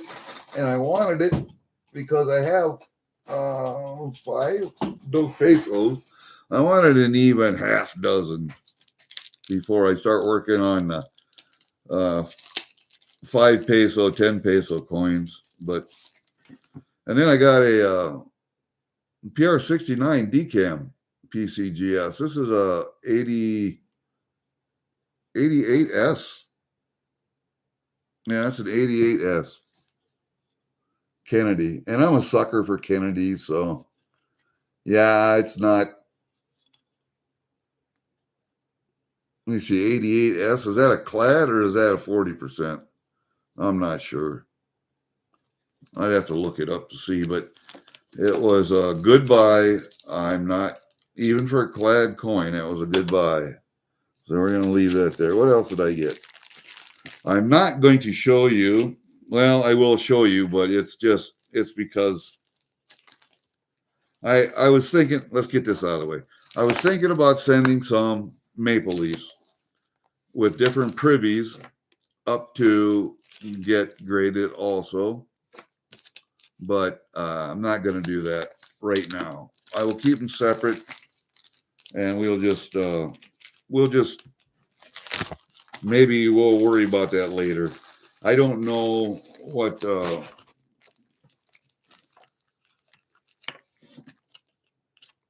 I really don't know what the worth of those Canadian coins being graded is. So I'll have to ask Joe about that. What I did get was another 1967 Goose dollar. It's an 80%er. That's a very good looking coin too. It's got a few scratches on, but it's it's a very good looking coin. I got a caribou, a 63 caribou, which is another 80%er. Also, really good looking coin. But like I say, you know, I'm a Canadian guy, so Canadian boy trapped in Iowa. All right, then I picked up some dimes, of course. Always got some dimes we got to pick up. And here we have the two ships and a mackerel. The mackerel comes out of the sets. They weren't in normal circulation. The ones with sailing ships were normal circulation, and the mackerels came out of mint sets. I have to look here. Yeah, because 1867 and 1967, so it came out of 67 mint sets. So somebody broke open a mint set and then just put them in a little thing there. So I'll put them over there. And then what else did I get? I got a, oh no, these were two other ones I was thinking about getting graded. I had them. These are 2 ounce. The 2 ounce double maple leafs,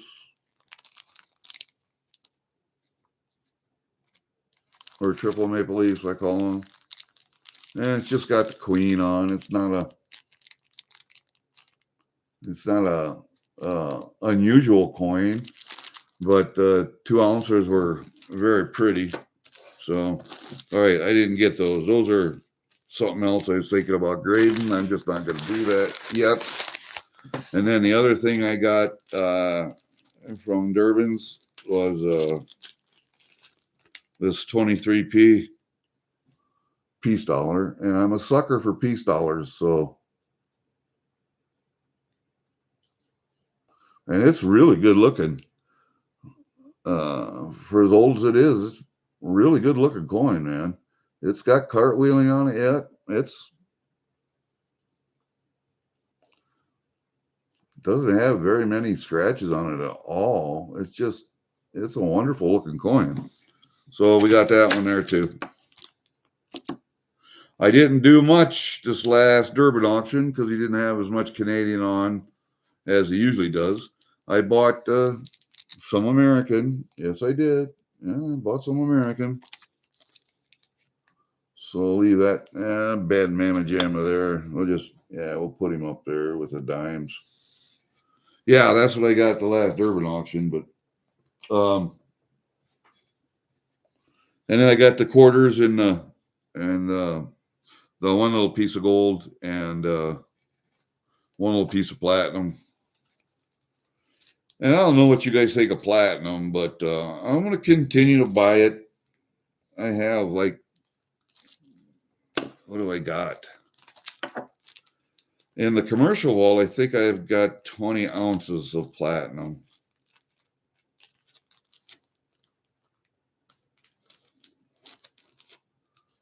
I think that's what I have in the commercial walls, 20 ounces. And then here, I think, you know, for trading and whatever, I have 2 ounces, I think, of platinum. The gold and the platinum I keep in a commercial vault because I don't trust it here.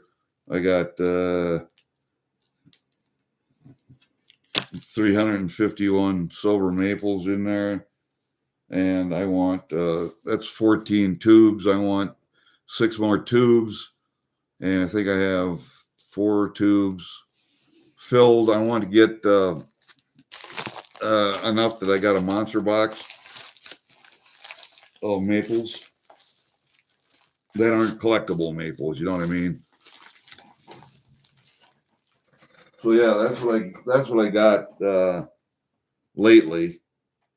I got more stuff coming. It's just I haven't gotten it yet, and I got to go through and look and see, and got to update the spreadsheet as far as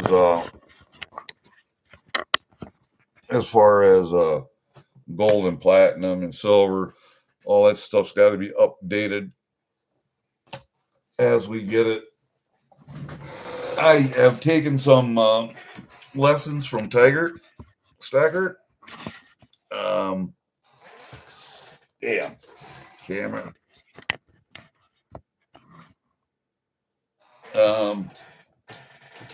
And starting to do an inventory, because I never did inventories before. And I never did, I gotta look at the,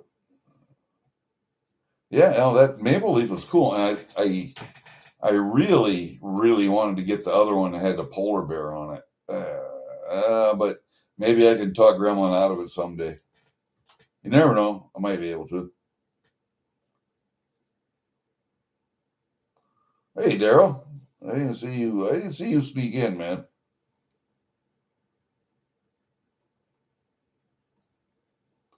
Blinkers, yeah. Is that what you call them?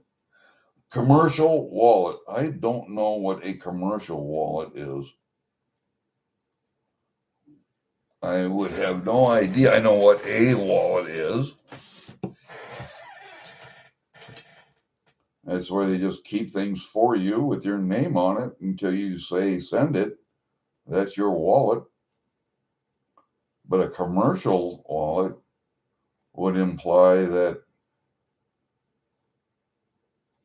it was bought from a commercial entity. I don't know. And they were just keeping stuff to the side for you until you say send it. Stuff that you would have to pay for. Say, okay, you bought 2 maple leaves from SD Boya. And SD Boya says, okay, well, we'll hold them in a commercial wallet until you say send them. But you still had to pay for it. I mean, it's paid for. They're just holding it for you, right? I don't know. I'm just asking. I don't know. I don't know for sure.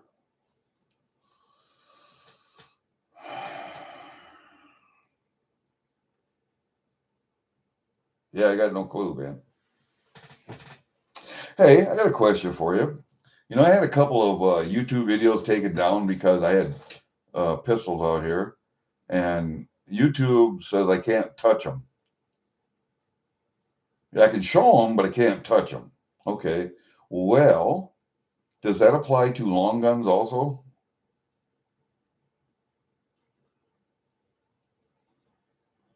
I don't know. If it doesn't apply to long guns, then I will take a couple of rifles out of this case here and show them to you, because I'm pretty proud of them. I have a Garand in there, M1 Garand. I have an M1 carbine. I have an 03A3 that my uncle got from the islands during World War II in the Pacific when they were clearing islands. They found it in a Chinese arms cache, and I rebuilt the gun. I have a Thompson 45 in there, civilian model, semi-automatic, of course. I have a Colt SP1, the first AR-15 that ever came out. And I've got it blinged out so it looks like a Vietnam model.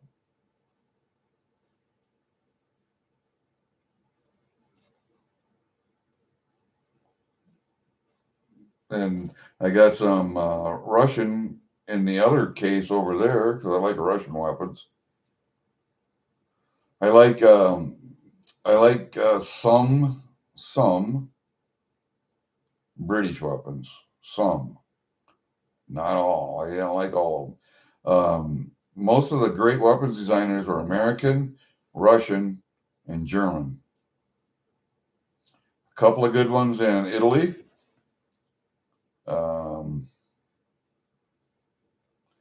And a couple of good ones in the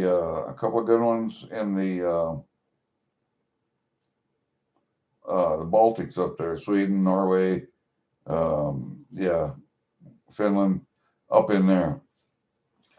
There's a couple of good weapons came out of there. But most of the major weapons designers were what? Russian, American, German. And then you had a couple from Italy, of course, Benelli, Beretta. Chinese never had any weapons designers that were worth a shit. They always copied or bought Russian weapons. Always. And now they saw the error of their ways, and they're stole or have been stealing for a few decades now American weapons designs.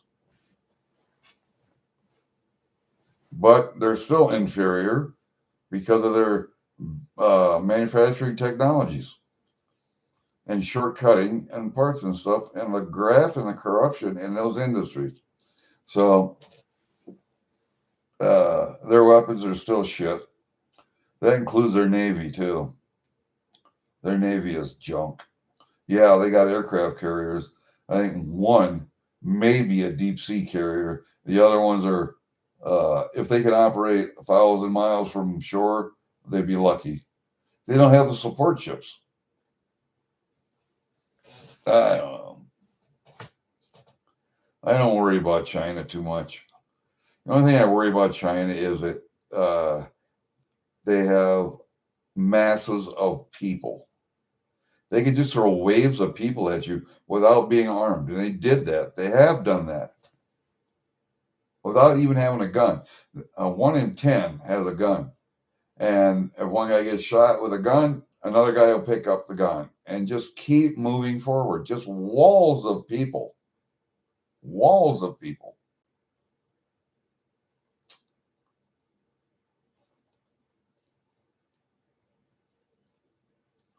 Russia, I kind of fear because of the idiot that's in charge of Russia right now.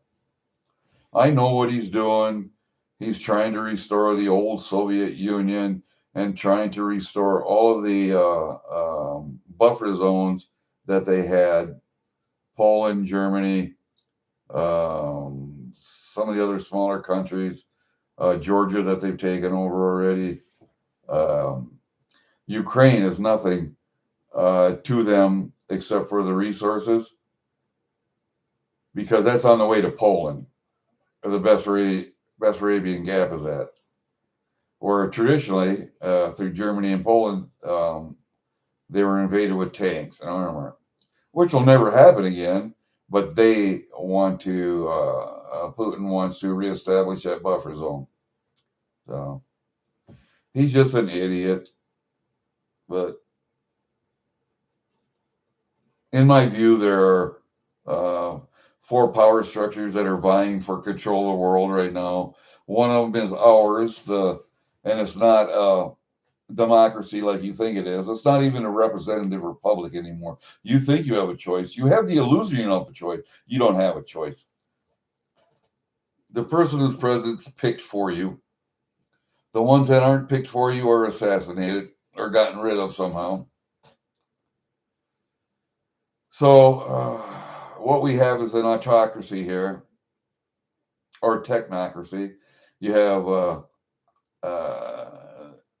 the technologically proficient corporations working with the military-industrial complex, is what I call a military-industrial complex, working with the military, and then you got industry combined, working with the all the alphabet agencies to subjugate the American people and try to take over the world. That's what they're doing, man. You know, I don't give a shit what you think. That's what's happening. Then you have the Russian communist, Chinese communist system trying to take over that form of control. So you got the military and industrial technocracy, autocracy, that form of control versus the communist, Chinese, Russian communist form of control. Then you have the Islamic form of control. And then I said 4. Who was the other one? Well, those 3 are definitely fighting for control of the world, of its peoples,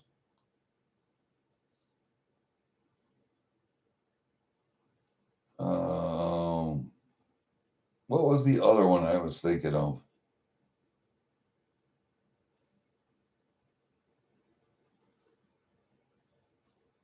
Oh, the anarchist form of control, which there is no control under anarchy.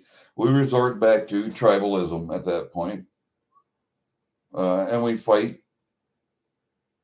not as nations, but as tribes. We fight each other as tribes. And in some way, that's good. You won't blow up the world that way. I don't know. And then you hunt and gather, or you manufacture on community scale. And nothing gets ever any larger than community, county scale. There's no states, there's no countries.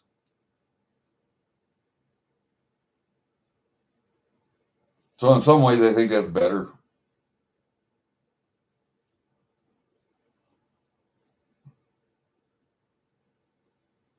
Because that control is no control. There's no control.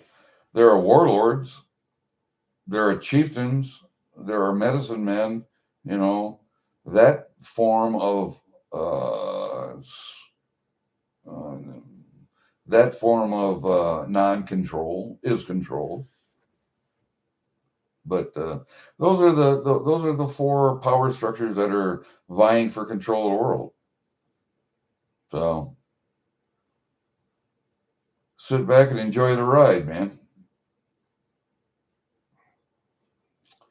Do what you want to do it now. Do what you enjoy, what gives you happiness, do it now.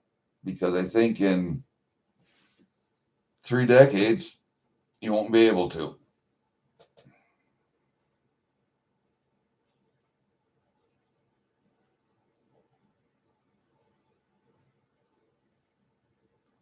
Thank you, El. Thank you for coming and listening to me just kind of rant and meander around. Thank you for coming, and thank you for your thoughts on my surgery.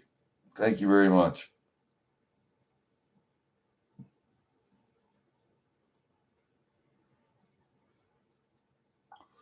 Yeah, I think you're right, Kane. Should we see?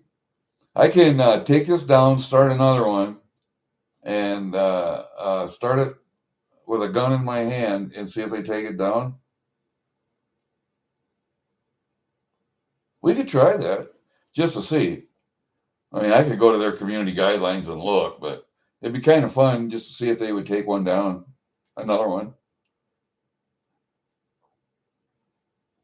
Put a stick magazine in my Thompson and my M1 carbine and see if they would take that down.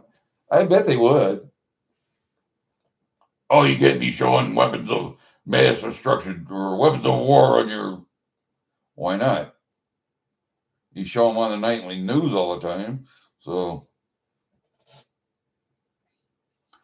yeah, but that's news. This is supposed to be entertainment. There are certain people who are entertained by that. You know, the last time I tried to show people kind of the carry rotation that I have. I think I got like 6 different handguns I will carry um, on a weekly or 2 week basis, and then change out and do another one. And I wanted to show people the problems with some of these guns or the safety concerns with some of them, and how to alleviate those safety concerns. And you would think YouTube would actually encourage that, celebrate that, because I'm trying to make you safer with a gun.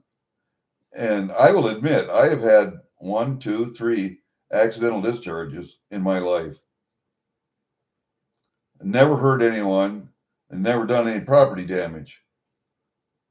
But I've had accidental discharges where I did not mean to discharge a gun in that direction. They were all in a safe direction. I mean, no human injuries, no injuries to property, but they were still accidental and they should have happened. and and there were other people present when I had those discharges. So I know kind of where from I speak when it comes to those things. And there are a lot of people who will not admit that they've ever had an accidental discharge. Bullshit. Everyone, if you've handled guns for any amount of time in your life, has had an accidental discharge.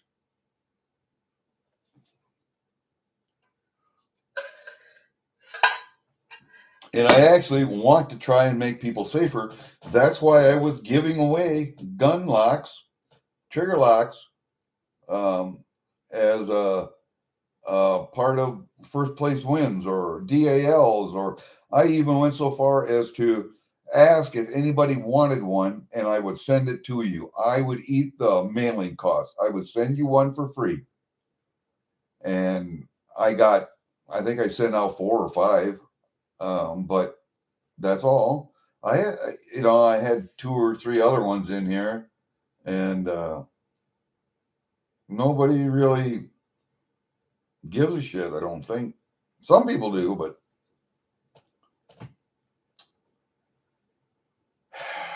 anyway.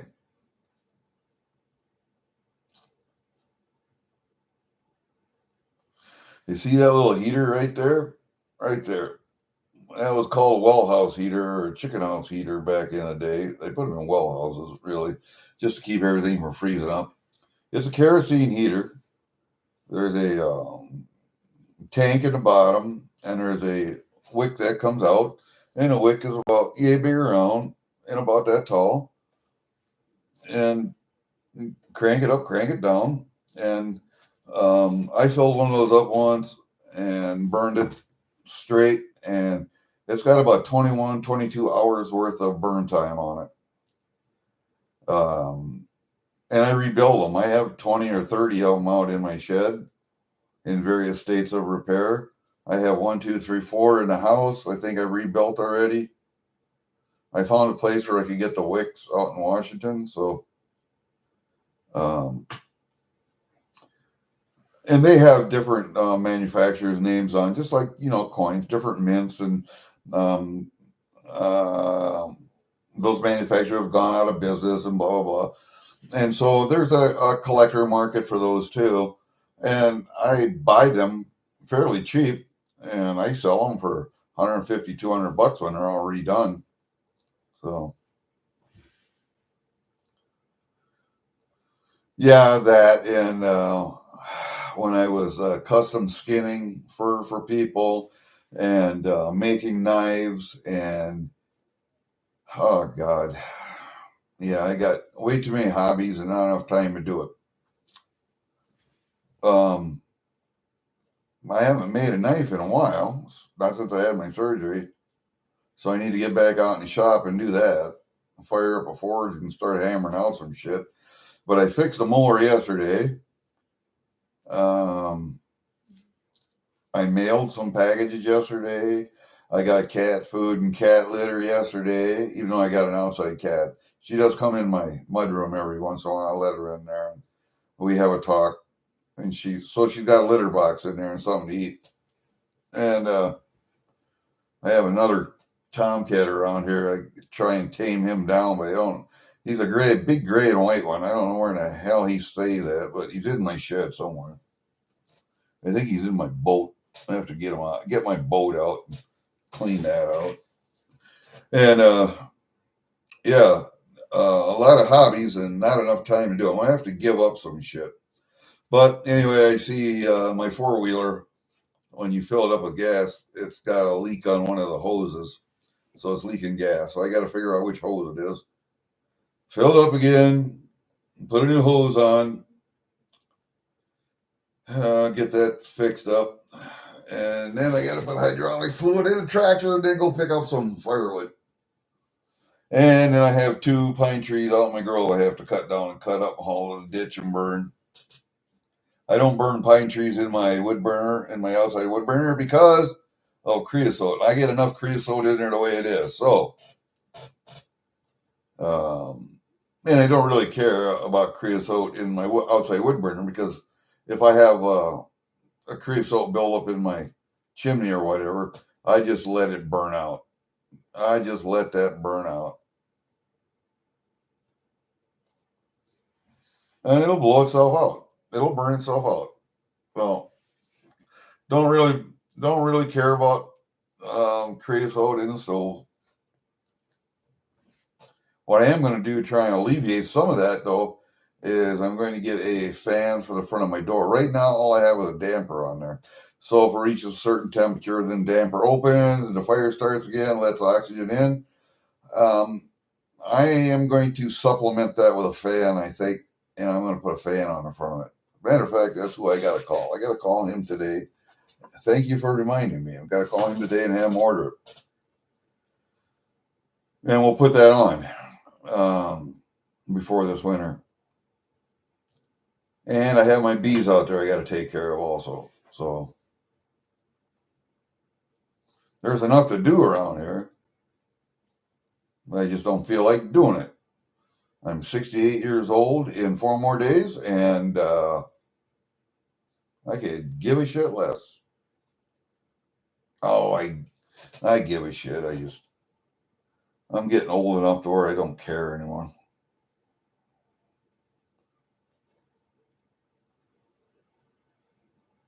Yeah, Kate, I got to go back out in the kitchen to get some more coffee too. Are you going out for coffee? Is that what you're doing?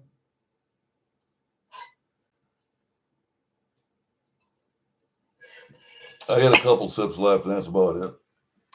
And then, what time is it? 2:55. My wife should be home from work pretty soon, if not already.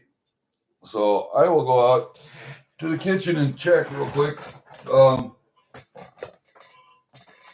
You guys stay here. I am going to continue to talk as I go out. Yeah, you hear how I get up? All right, let's see.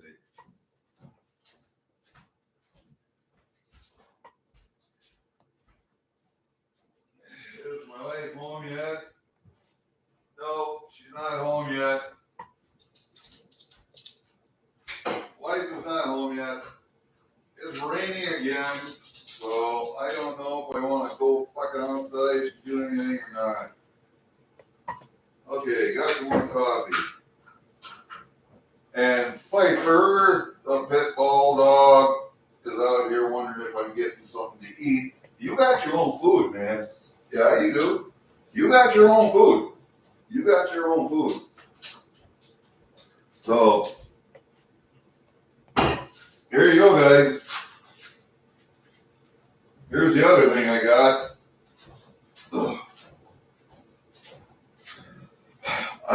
My left knee is getting so bad. It's gonna have to get repaired. I think I'm gonna have to have my knee replaced. And my surgery is coming up quick because I got the packet. I got the letter from the VA telling me I'm authorized to have surgery done by someone other than them. You have to get an authorization from something called Care in the Community. If you live outside of a driving distance for a VA facility, then they will let you go to the outside community for your medical needs. And so every time you need something, see, the VA recommends you have a surgery done, okay, but you're outside of a hospital. See, I just have a VA clinic here, and I see my doctor on the screen, a Zoom call, and the PA looks at it and does the recommendations and all that. And then the doctor says, okay, yeah, you need surgery. Okay, well, I live outside. My closest VA hospital is, boom, Des Moines. I live in north central, northeast Iowa, and Des Moines down in southwest Iowa. So I'm more than 3 hours away. And I can't take the shuttle bus down there because after a surgery, you got to have somebody qualified to drive you home. That would be my wife, because somebody who's kin to you. All right. And the shuttle driver, even though he's a vet, probably not medically qualified to look after me should something happen to me on the bus trip back, whatever. So anyway, got to have a driver. Well, my wife would have to take off work and drive me down, drive me back, blah, blah, blah. And so you go to this thing called Care in the Community that the VA has, and then they'll authorize you, yeah, no, to go to an outside provider. And my provider up here would be Mercy One Hospital, or it's the Mercy Network, but the Mercy Hospital in Des Moines, or in Mason City, which is 40 minutes away. So, and they have a surgical center and they have the hospital. So I was going to go to the surgical center to start with, but I think because the VA recommended it and VA is paying for it, then they're going to charge them a little more. And I said, okay, no, we need you at the operating room in the hospital, because the surgical center is just a group of doctors that own that in conjunction with Mercy. Mercy doesn't have anything to do with it, but so I would have went there, but no, Mercy, the doctor said, nah, we're going to do you at the hospital because you might have excess bleeding or something. I've watched this operation on TV many times, and it's nothing.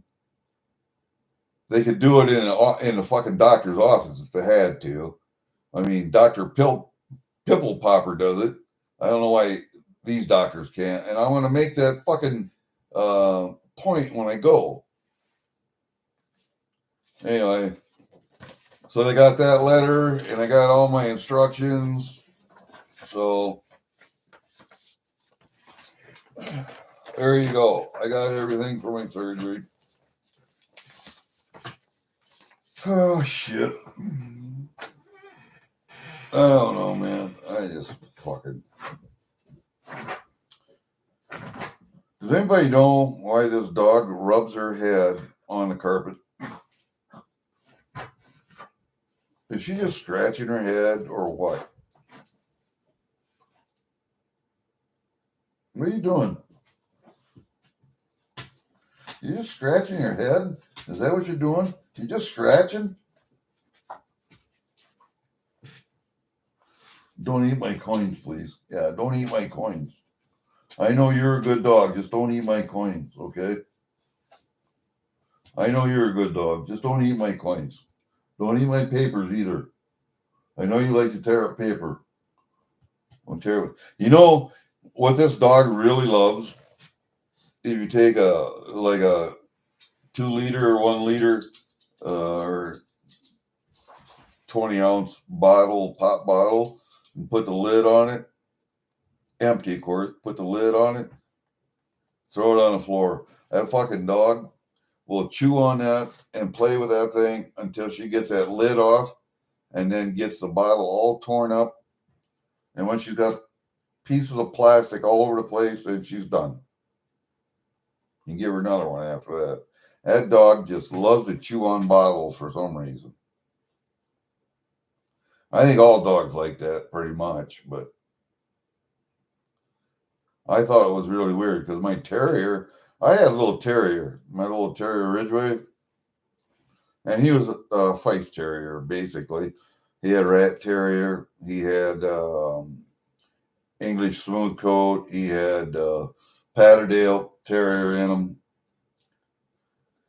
He had Jack Russell in him.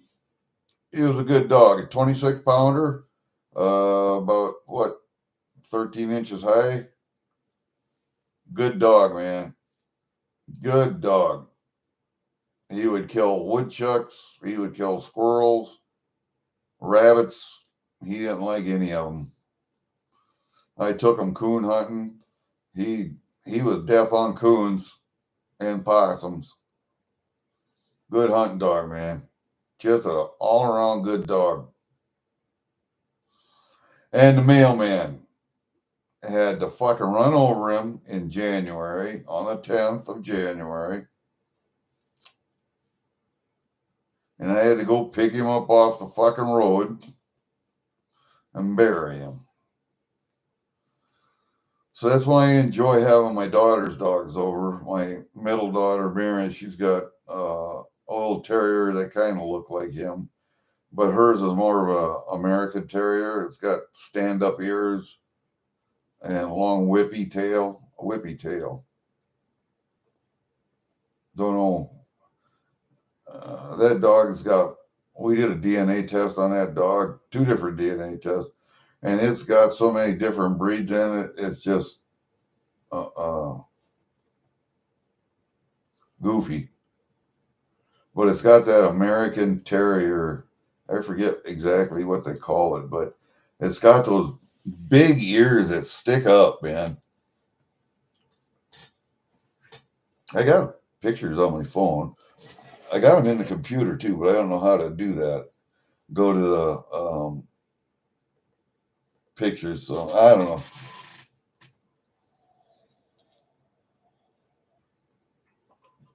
Oh, coffee. Kane, I hope you come back with your coffee, bud.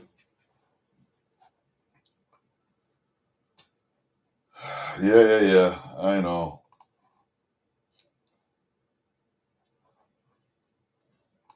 What the?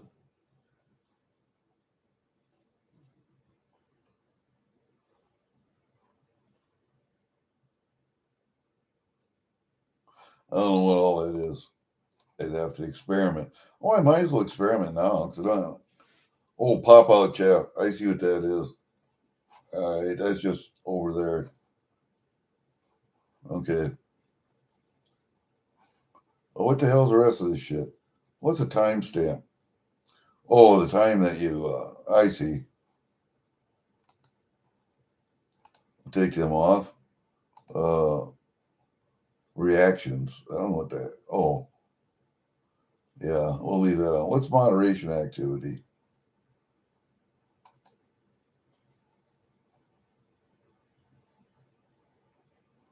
I don't know what that is. We turned it off, though. Moderation activity. Community moderation. What is that? Oh, fuck, man. I went way. No, we're going to close that. I don't know what the hell that was. Wow. I can set community moderation. Okay. Participants. What's that? Okay. I'm the only participant. Let's go back. I see. That just lists who's up with me. That's stupid. I don't know why they have that. And you got pop. Okay. Reactions. Oh, we'll turn on the moderation activity again. All right. That's. Look it.